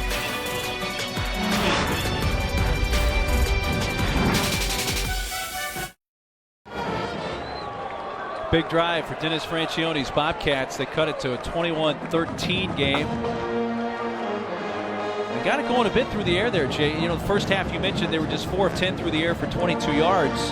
Tyler Jones, that drive alone, they go 4 of 5, 54 passing yards. And a touchdown. They're so reliant on running the football in the first half, and that was more of a Texas State type drive. The run, the pass, we saw some nice runs from Rob Lowe, and then Tyler Jones seemed as if he found a little bit of a rhythm and able to take advantage of miscommunication in the secondary for Georgia Southern. So each team with a touchdown on their first possession of the second half, and that's going to be booted through the end zone for the touchback out to the 25. We mentioned earlier about the Gorillas, the only school with the mascot, the Gorillas, Pittsburg State. There on the left, Dennis Franchione, who's an alma mater, is Pittsburg State. He was the head coach there. On the right, I love the Mohawk for Willie Fritz, who played at Pittsburg State 78-81. Not only was he a defensive back in football, he was the point guard on the basketball team. And Pittsburg State is located in Pittsburg, Kansas, which is in southeast Kansas. Pennsylvania. It's the Pittsburgh without an H on the end. I know my good friend Daryl Wren went to Pittsburg State, and I was like, "Oh, you're in Pennsylvania?" He said, "No, it's in Kansas, man." I said, "What?" But that's one of the things that throws people off. But they got great tradition of winning there. Division II powerhouse. Play some good football, and obviously have a nice little coaching tree as well. Handoff, Matt Breida. Right there, 10 yards on first down. He's tackled by Monty Alexi. I think what Breida's added to his game this year, the power running. We know he's a speed back, but this year he's built kind of like a wide receiver, 5'11", 200 pounds, 190 pounds, but the power. He's able to run through some arm tackles, which has really made him a more dangerous weapon running the football. Fields, nice. We saw a couple moves on the touchdown run earlier, and there's several nice moves all the way to midfield. Did a lot of work for a 16-yard run, but it was pretty. This kid is good. True freshman. Look at the moves on this true freshman. Open field tackle, nope, you're not going to do it. Inside out, then run through the pile, hold on to the football. I don't know, is a true freshman that good, or is the defensive tackling by Texas State that poor? And he's a guy who primarily played more quarterback than running back in high school. They can run the ball down south. Anywhere in the state of Georgia, no shortage of runners. Aaron Shaw with the tackle of Breida, close to the 46 for a 3-yard pickup. Good to see Aaron Shaw back in the football game. He went out in the first half, a little dinged up. The senior from Spring, Texas, returned the action.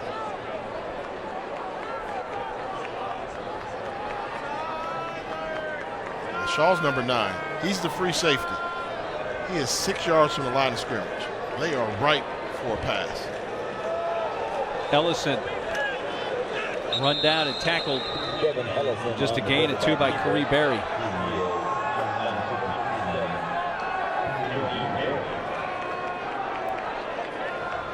And this is what you want to do. You want to try and put Georgia Southern in these situations where it's 3rd and 4, 3rd and 5. The only problem is once Georgia Southern crosses the 50-yard line, they're going for it. They're thinking 4-down territory. So I wouldn't be surprised if they didn't throw the football and they elected to run. Ellison just 1 of 3 through the air for 13 yards. Feeds Breida. Second pass completion of the night, and this goes for a first down up to the Texas State 35, a 10-yard gain. Where was the coverage? I mean, the most dangerous man on the football field, as the outside linebacker, you have to know I'm responsible for anything that comes outside of me. Matt Breida is the biggest weapon they have on this offense, and you allow him to go outside of you without any contact with a free release for the first down pickup.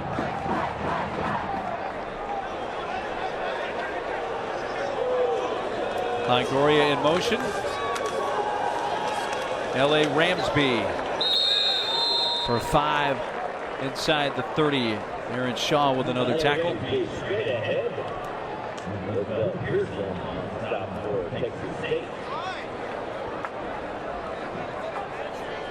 They're loaded at running back. Oh, no. Shaw was on his feet, now on his back. Had to leave the game, as you mentioned, late in the first half. Got dinged up.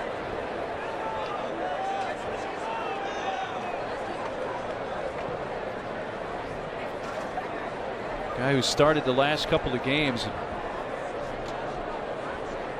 He's been one of their senior leaders.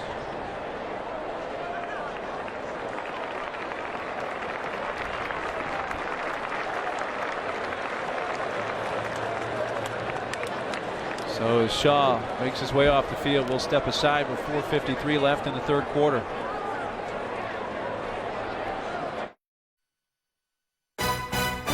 ESPNU College Football Primetime is brought to you by True Biotics, a daily probiotic from the nutritional experts at One A Day, and Fitbit.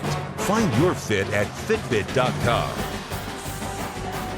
Staying fit as we look at the facilities here at Georgia Southern. That's the RAC, Recreational Activity Center. Really nice, state-of-the-art. Seems brand spanking new. Had a good time in there yesterday. Getting after it? Yeah. You were GATA? Gotta. Second down and 5. Ramsby retreating.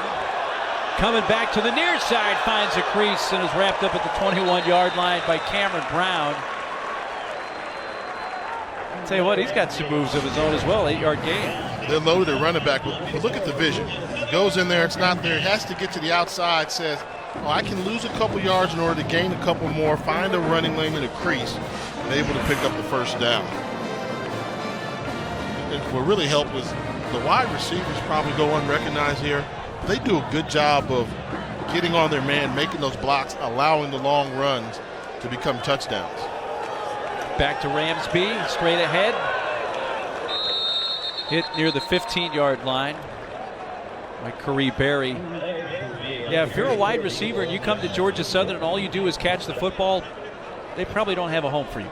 They don't. They need you to block. And take a look at the only returning lineman, number 63 in blue. Right side of your screen. Watch him pull. Second level. Getting there. Just does a pancake on Ismail Davis. That's a freshman linebacker taking on a senior offensive lineman with proper technique. And Darian Foreman, the only returning starter, and there comes the flag. And he's going home now. He just threw a punch. He just threw a punch and would not be surprised if he was ejected from this game. I mean, we talked about the great form and technique that he had and got to jawing back and forth and did not show the senior leadership and got caught slapping an opponent, which can be construed as a punch. Automatic ejection. After the play, unsportsmanlike conduct, number 63 of the offense. That's a 15-yard penalty from the end of the run. It'll be third down. That is the first unsportsmanlike conduct foul on number 63 of the game. Well, he's fortunate, Jay, they just didn't throw him out right there. Yeah, I mean, to me, this should be an ejection. He's there, wham. You pull the hand back, wham, and a push. I mean, if that's not ejection, you know what's going to happen? They're going to look at this in the conference office, and he'll probably be suspended for a half next week. Can't lose your cool, big fella. You're playing a good football game. Poor leadership. So it puts him at a third down and about 20 towards the end zone. Diving attempt incomplete for Andre Sims. Coverage for De La Roseman. Foreman, the lone returning starter on the D line, or the O line, that is. They lost a couple of guys who were first team all conference last year. Left tackle Garrett Fry, center Manry Santa Moore to graduation.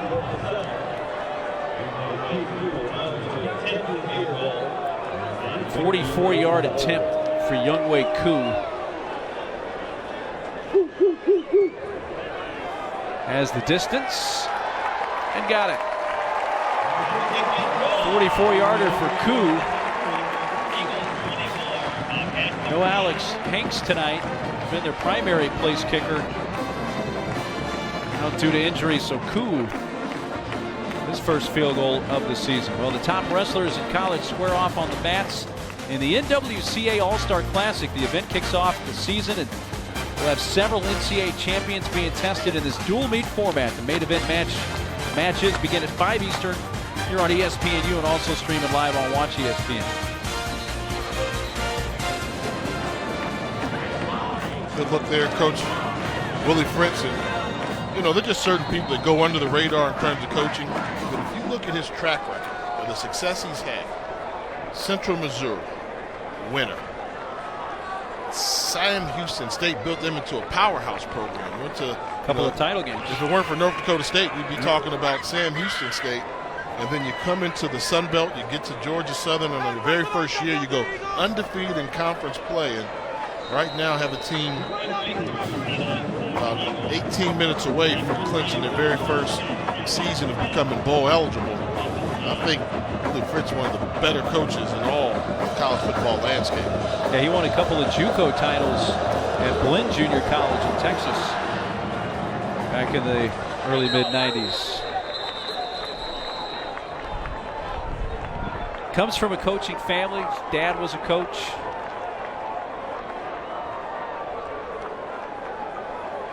The Fritz family from the Kansas City area.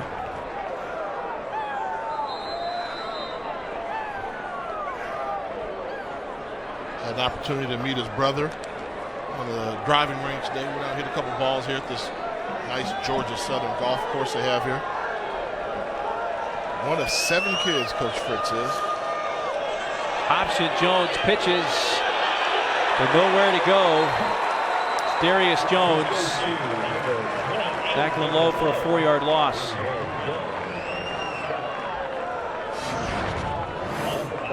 You're going to run option football against a team that sees it all the time in practice. It's going to be pretty hard to break outside contain. Nobody fooled on the jet sweep. Great hustle by the defensive line, particularly defensive end Ross Alexander. Jones puts it in the air. Incomplete at the 34 for Ryan Gary.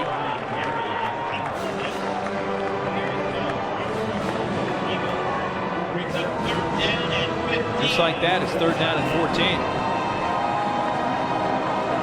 And this is an offense that can get it. I think there are some holes in the Georgia Southern secondary that can be exploited, particularly the middle of the field.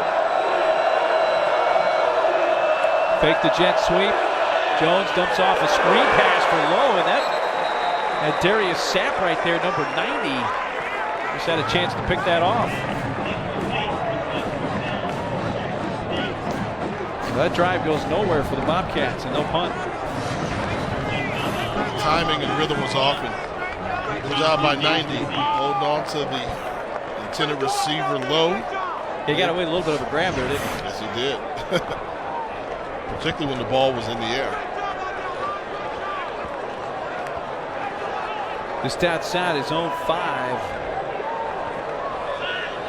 Kaba punting.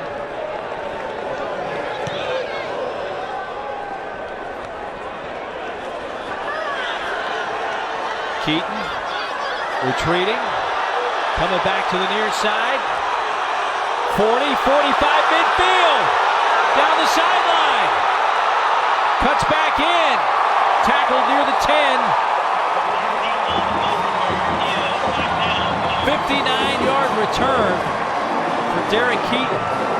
Lowe's the one that came back and tackled him. And this was great patience. I mean, he looked, it was not there. It was a return right, not there. Takes a chance, and watch this block coming up right there. That's the lane. He saw the lane in the middle, exploited it. That's just good special teams by Georgia Southern. Well, the rain has started again. It rained for about 45 seconds lightly in the first half, and now it's coming down. Call it a little bit heavier than a light rain, more moderate. Ramsby runs his way inside the 10 for 3 yards. Stopped by Tim Gay.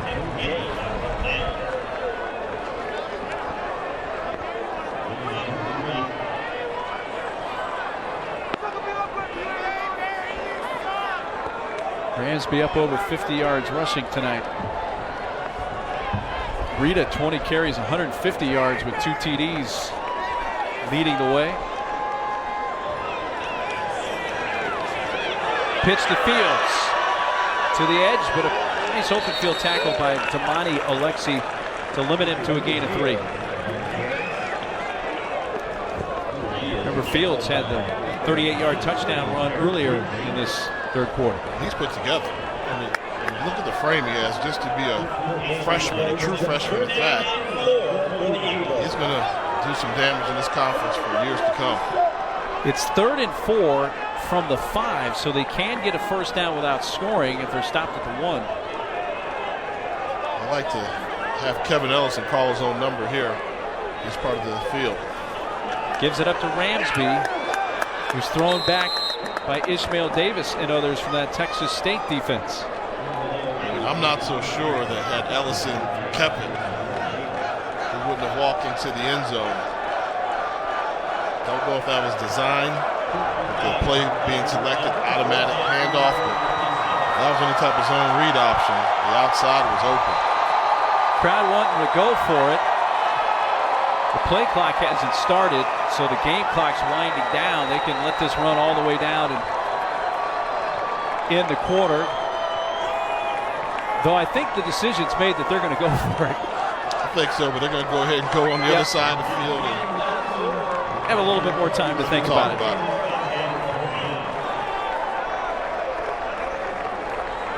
Well, we'll head to the fourth quarter. Fields had a 38-yard touchdown run in that third quarter. And it's the Eagles up 24-13 as we head to the fourth in Statesboro.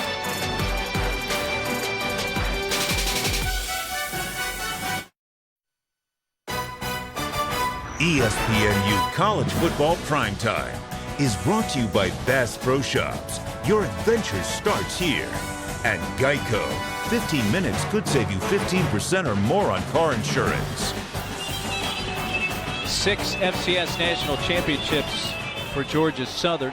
This one coming in 2000. Willie Fritz is going to go for the field goal here. Make this a 14-point game. It really started raining hard when we went to break. It has let up. The students really seem to be getting into the rain when it was pouring down. Now Kuhn, a 21-yard attempt. And he gets it.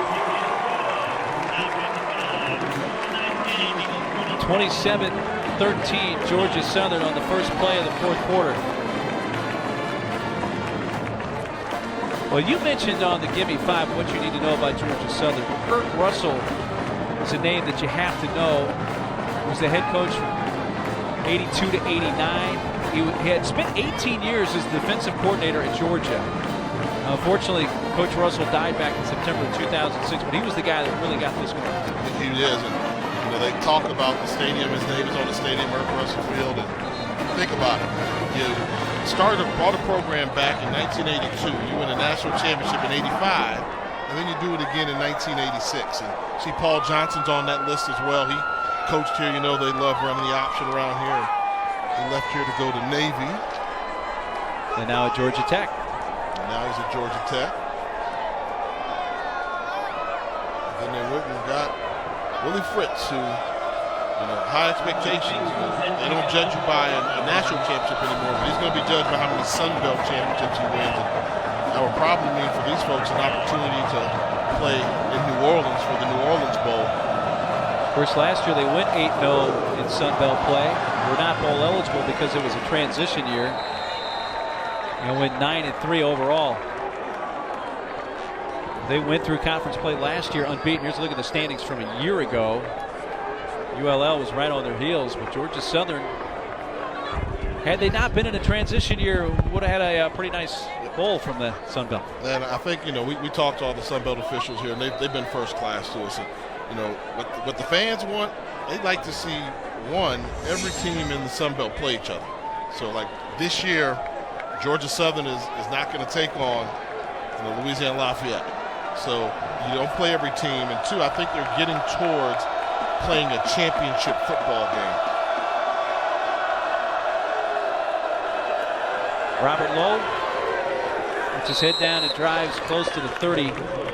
Gain of over 4. Stopped by Tay Hicklin. And one more point about the Sun Belt Conference. And I do think that going out and adding Coastal Carolina is phenomenal for this conference. I mean, you're talking about expanding your footprint into South Carolina now, so you've got a natural built-in rivalry with App State right away. And this conference is really doing some positive moves with selecting FCS members to allow to join. Lowe retreated and gets brought down. He loses yardage. Tackle for loss for Bernard Dawson.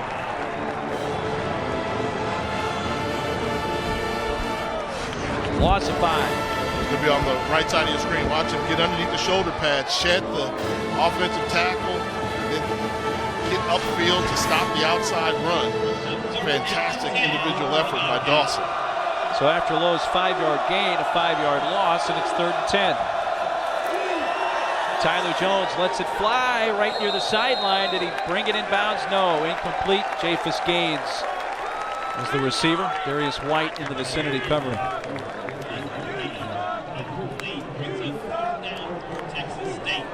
This is one of the worst positions you can be in, taking on Georgia Southern. When we talked to Coach Satterfield last week from Appalachian State, he said, you can't fall behind Georgia Southern by more than 2 touchdowns. A little bit of a hit put on Jones because they run the ball so well. When they're running the ball so well, they're eating away at the clock, and they're wearing down your defense. And it seems to be the stage of the game we are right now for Texas State.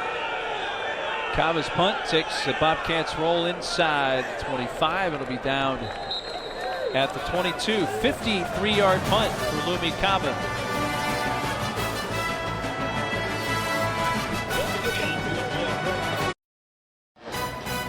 Saturday afternoon, college football presented by Kay Jewelers and 5 Hour Energy. 7-0 Clemson faces a tough test against the Wolfpack.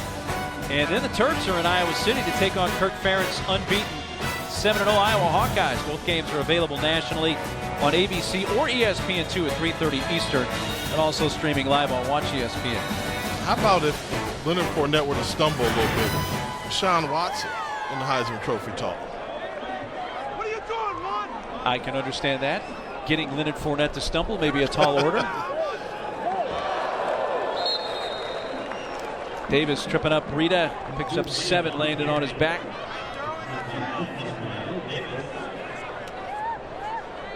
What do you do if you're Leonard Fournette? You play next year? Yeah. I mean, I don't think you challenge the shield.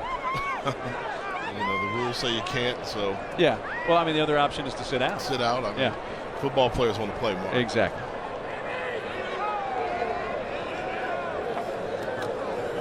Handed off. Wesley Fields. 1 man to beat. Down the sideline, cuts back, and wrapped up at the 8.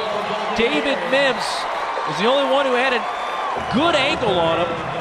And Fields winds up running 64 yards.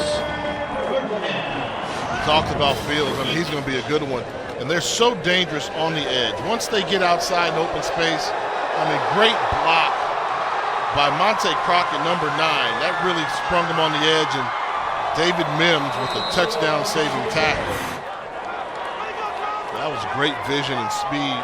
Everything on display by Wesley Fields on that run. 7 carries for 131 yards now for Fields with a touchdown. Ramsby cutting towards the pylon. He is in.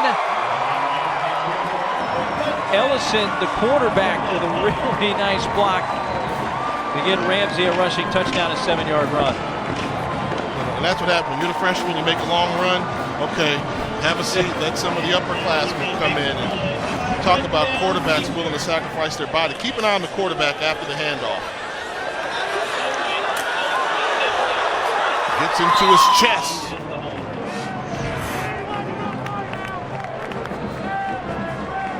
Younghoe Koo's extra point.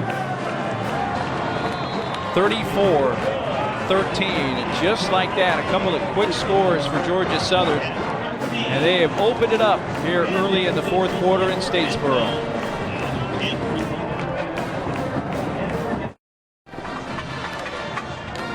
Well, it was Wesley Fields' 64-yard run that set him up for the touchdown run.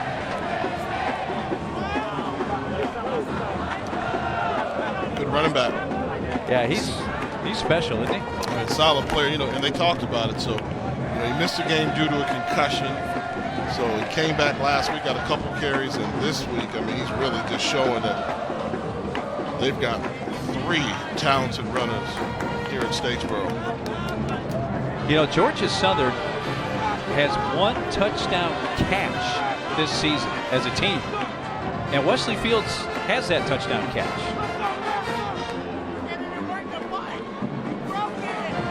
With his touchdown run tonight, now has 6 rushing touchdowns as well.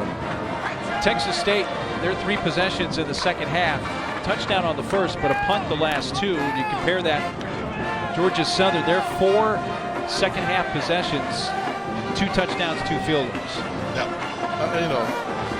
Georgia Southern, they start to step on the gas pedal in a hurry. I think they're nearing, or they might have eclipsed 400 yards rushing in this football game, so they're going to continue to increase their numbers and get their rushing average. So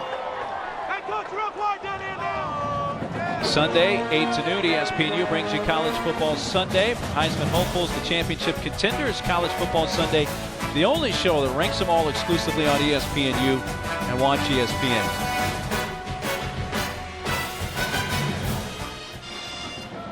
Japhus Gaines back to receive this kick for Texas State. Find themselves down now by 21.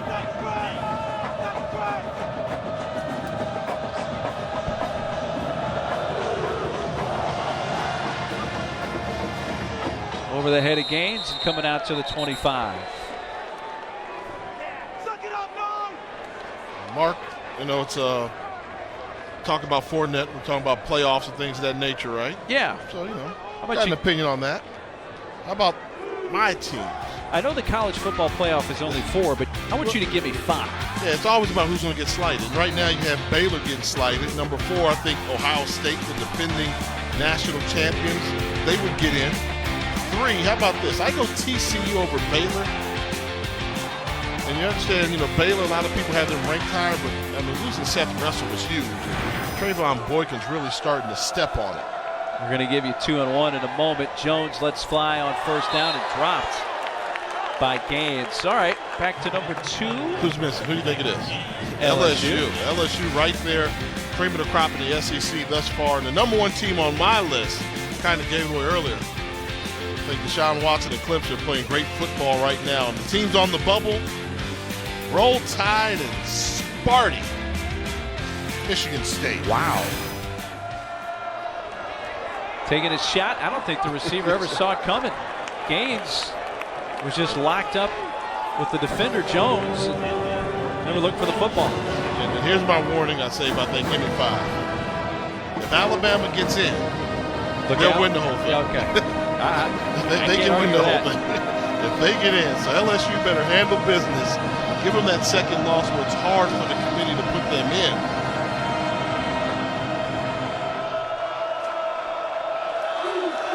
Third down and 10.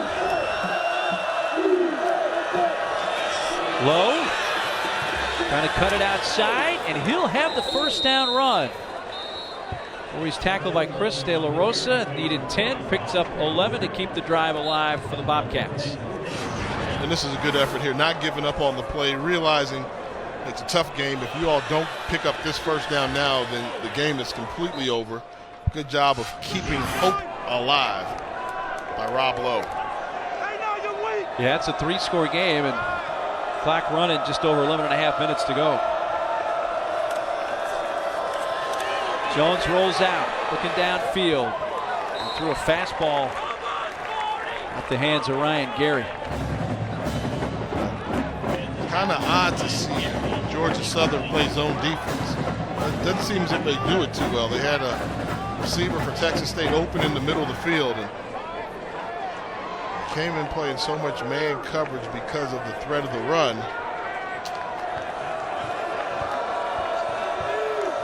Jones now 0 for his last 6 through the air. Here comes the blitz, and he just slings it down. And he didn't really have a receiver out there. Antoine Williams was the one that came right up the middle. This is a blitz, and on the screen, you have to hold him up a little bit. Hold him up and then let him go. That's a complete Olay block by Brandon Sarabia, number 62. You have to give him a little jab and then let him go to set up the screen. Tyler Jones took an unnecessary hit on that previous play. But there wasn't a receiver in the vicinity, and the throw didn't get to the line of scrimmage. He already got hit, Mark. He's having a tough day at the office. He's going to take off here and run for the first down. Slides all the way to midfield. 14-yard run for the quarterback, Tyler Jones.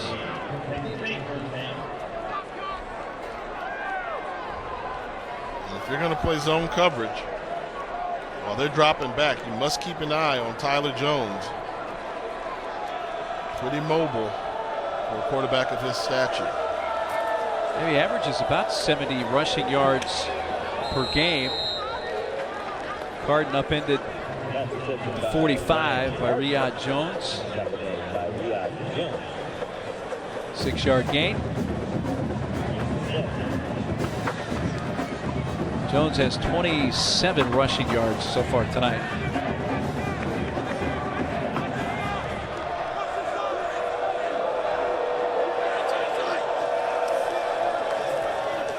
Right at the marker and tripped up there. First catch of the night for Damon Mercer. Upended by Darius Jones. First down.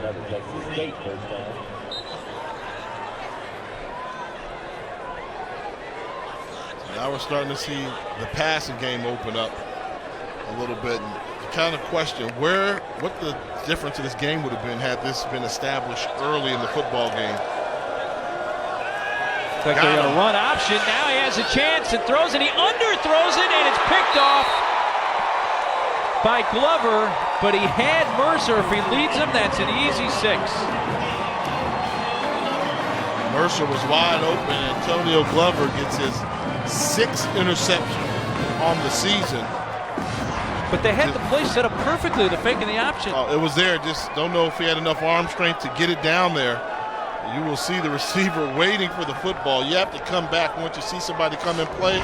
But for Texas State, it's just been one of those days. Antonio Glover with the pick.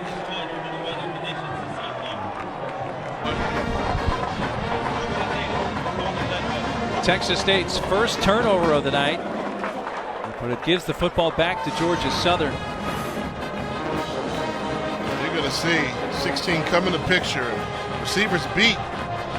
He just settles, and that's a big mistake by Mercer, number 10 and White. You have to come back to the football once you realize there's a threat of the interception. And Antonio Glover was out of place, but athletic enough to play himself back into the play with the poor throw by Jones.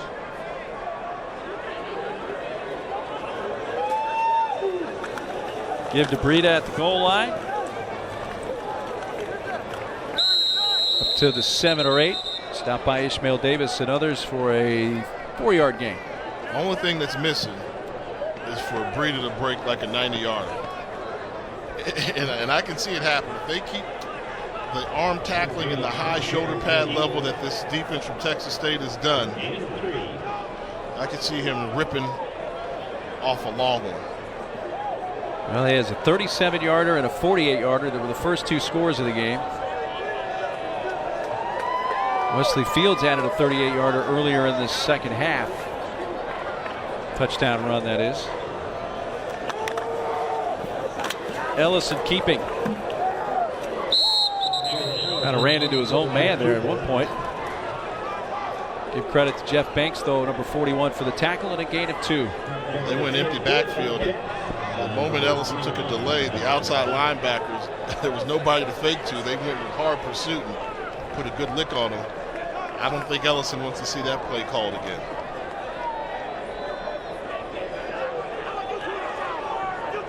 Georgia Southern content to eat some clock as well with the 21-point lead, 8.5 minutes to go in this fourth quarter.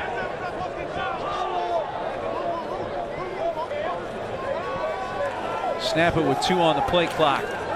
Breida dances his way up near the marker at the 15. Now keeps going. There he goes. Down the sideline, run down by McDowell. But it looked like they had him tackled at the 15. Instead, he runs for 44 yards. I said if they keep the pad level high, that he was just going to rip through one of them. And you see high, dismiss, high, high, high. Everybody's high, arm tackle, when he comes through it. Give credit to Brandon McDowell. He can scoot a little bit to catch Matt Breida in a foot race. But everybody's standing up. And he's continuing to show the power. And we talked about the underestimated power of Matt Breida, and what a foot race that was. 23 carries now, 205 rushing yards. That's to the 42, tackled by Tim Gay. Kept by Ellison, the quarterback. Gain of 5. By the way, that's the third career 200-plus yard rushing performance in the career of Matt Breida. He has 200. Wesley Fields had a great night running the football. Yeah, Fields right now is at 131 on 7 carries. So Fields is averaging about 19 a carry. You think they knew a defense was coming to town that gave up 550 yards a game, particularly 258 yards on the ground? They're going to double that. Yeah, I think that was on their radar. Here's Fields down the sideline. If he can get a block, might go, but it's wrapped up at the 13 by Tim Gay. Well, he adds to his average because that's a 28-yard run. So he's up over 150 now. And they've given up sealing the edge, allowing Georgia Southern to get to the outside. See, that's a poor job of sealing the edge by the defense. And they're just out of bodies right now on the defensive line. And Georgia Southern in the fourth quarter has the ability to go inside, outside at will.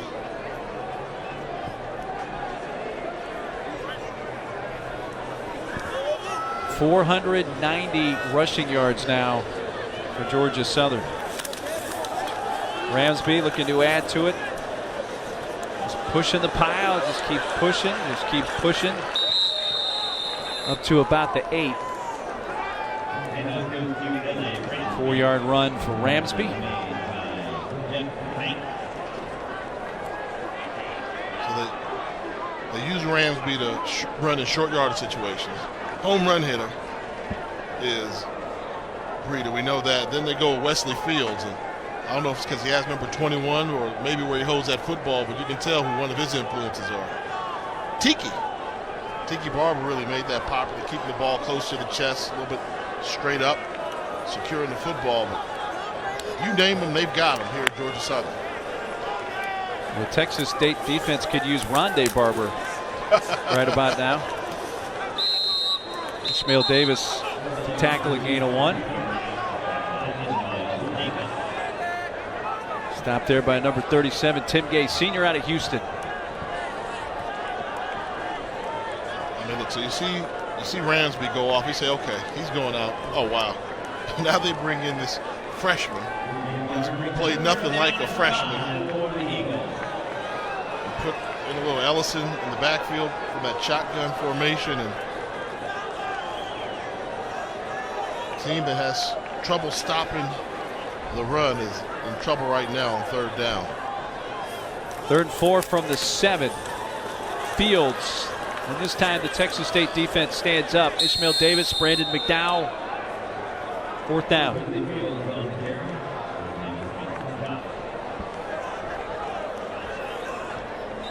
A little slow to get up. Darian Foreman, senior left guard, does get to his feet but is hobbling.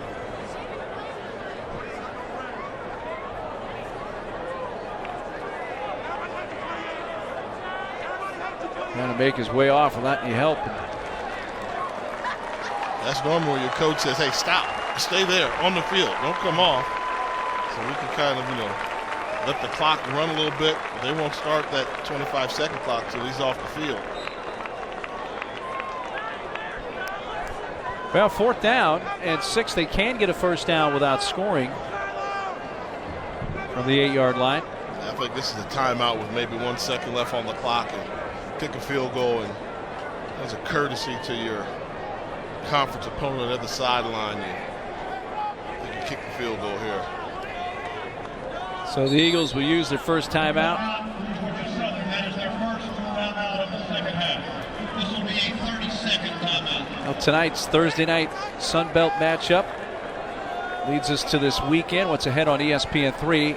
App State trying to stay unbeaten in conference. Same with Arkansas State. They host Georgia State in Jonesboro. Also have the game in Las Cruces. And UL Monroe against UL Lafayette. I am so impressed with App State at Boone. And if Arkansas State can beat Georgia State next Thursday, they will travel to Boone, North Carolina. I think one of the stories around the Sun Belt has also been life without Terrence Broadway from Louisiana Lafayette. For a couple of years, they were always at the top of the conference. Right now, the Raging Cajuns struggling a little bit, but it's still early in conference play. They may get on a roll. We'll see them later on during the season.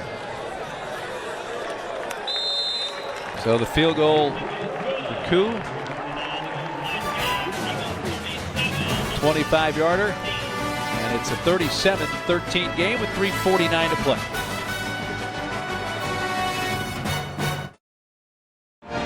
It was a one-score game at the half, 14-6 Georgia Southern, but they've opened it up to 37-13 with under 4 minutes to go.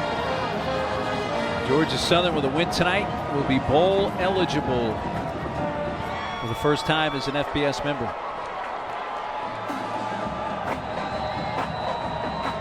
Younghoe Koo has 3 field goals tonight.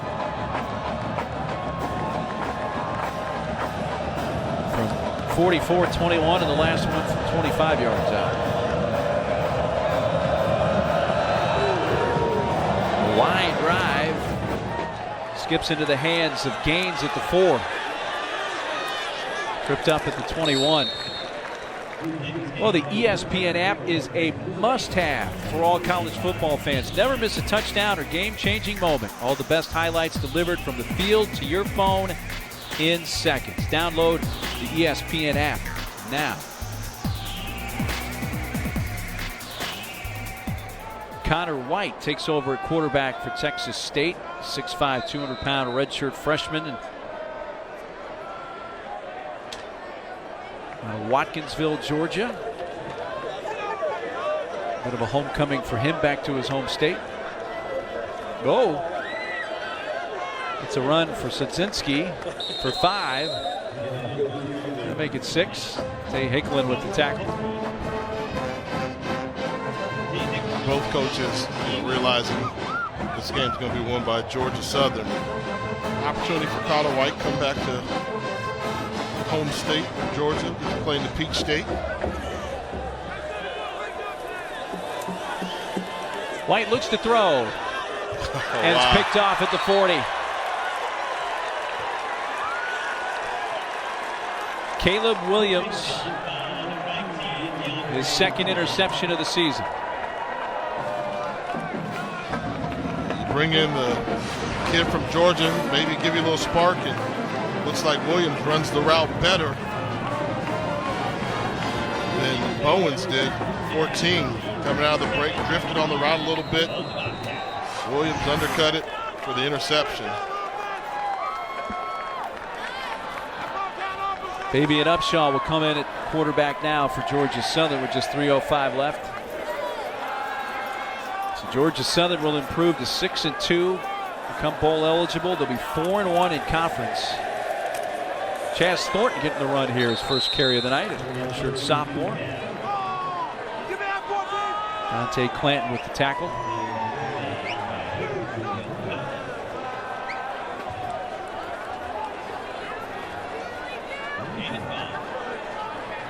Well, if Arkansas State and Appalachian State each win on their home field Saturday, that means next Thursday for the Sun Belt game here on ESPNU College Football Primetime, there will be 2 unbeaten teams in conference play.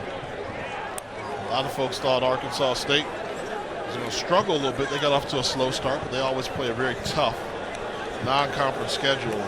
Took some pretty good poundings, but once conference play came around, Blake Anderson has Arkansas State once again near the top of the Sun Belt Conference. Arkansas State actually has a head coach return for the first time in a long time at Blake Anderson. I mean, he told us last year he's going to stick around. Yeah, I think that you could look at that hire and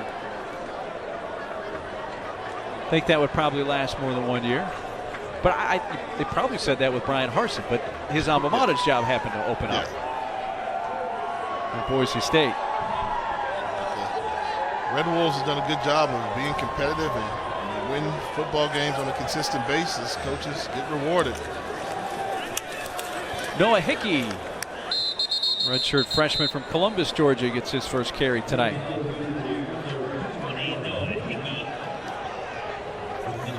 A chance to get some guys some carries that normally don't see many carries for Willie Fritz. I see a lot of bright white pants out there on the field right now. On a night where we have had a little bit of rain. I mean, the offensive line, their pants are all white. Look at that. And this is a grass surface, and it's been raining, so you should see some grass stains, and they should be a little bit dingy white. That lets you know they've cleared the bench. Now, next year, there'll be a field turf here, correct? There will be field turf. Hickey. I think he got it with his first forward progress. It's the first down on 4th and short. So that's 503 rushing yards tonight now for Georgia Southern. Came in averaging an FBS best 369 a game. So they obliterated that. And they needed that after the tough loss they had last week, their first loss in conference play. And this team was just, Texas State was just going to get it. And the Georgia Southern, you knew they were going to run the ball a little bit more, a little bit harder. Now they're going to measure it to make sure he got the first down. They not on the spot. He turned it over. He didn't get a great spot. Oh, it is a first down. They had to pull the chain links a little bit closer. And nobody's complaining about that. Coach Francione, both the D coordinator and the head coach are saying, that's all right. Victory formation will come into play. The Eagles of Georgia Southern, long-time FCS powerhouse program. Only program never win 6 national championships on the FCS level. 30 seconds away from becoming bowl eligible. Just one more snap will do it, unless Texas State would use a timeout. Don't believe they will. The Bobcats will drop to 2-5, 1-2 in conference again. Georgia Southern now bowl eligible at 6-2, 4-1 in conference play. Willie Fritz's team has now won 10 consecutive home games, but they're bowl eligible for the first time in program history as an FBS team. But then again, this is their first year that they've actually been available to be bowl eligible. They were in a transition the last couple of years. And you just have a feeling that this is going to become a regular occurrence here at Statesboro. This program becoming bowl eligible, great fan base. What bowl game would not want to have a program like Georgia Southern come make their first appearance there? And App State as well. Last week they became bowl eligible. So 2 of the new kids on the block are bowl eligible in the Sun Belt Conference. But there's a lot of football remaining to be played in conference play.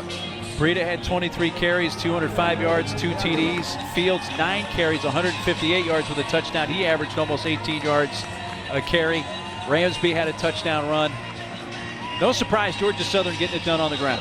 They came out to set a mission, on a mission, to run the football hard in between the tackles. They did a fantastic job. They responded well to having their first conference loss a week ago. It's going to take care of things tonight. The 37-13 win for Georgia Southern over Texas State. For Jay Walker and our entire crew, I'm Mark Neely. Thanks for sharing this one with us. Another big night for the Eagles. Good night from Statesboro.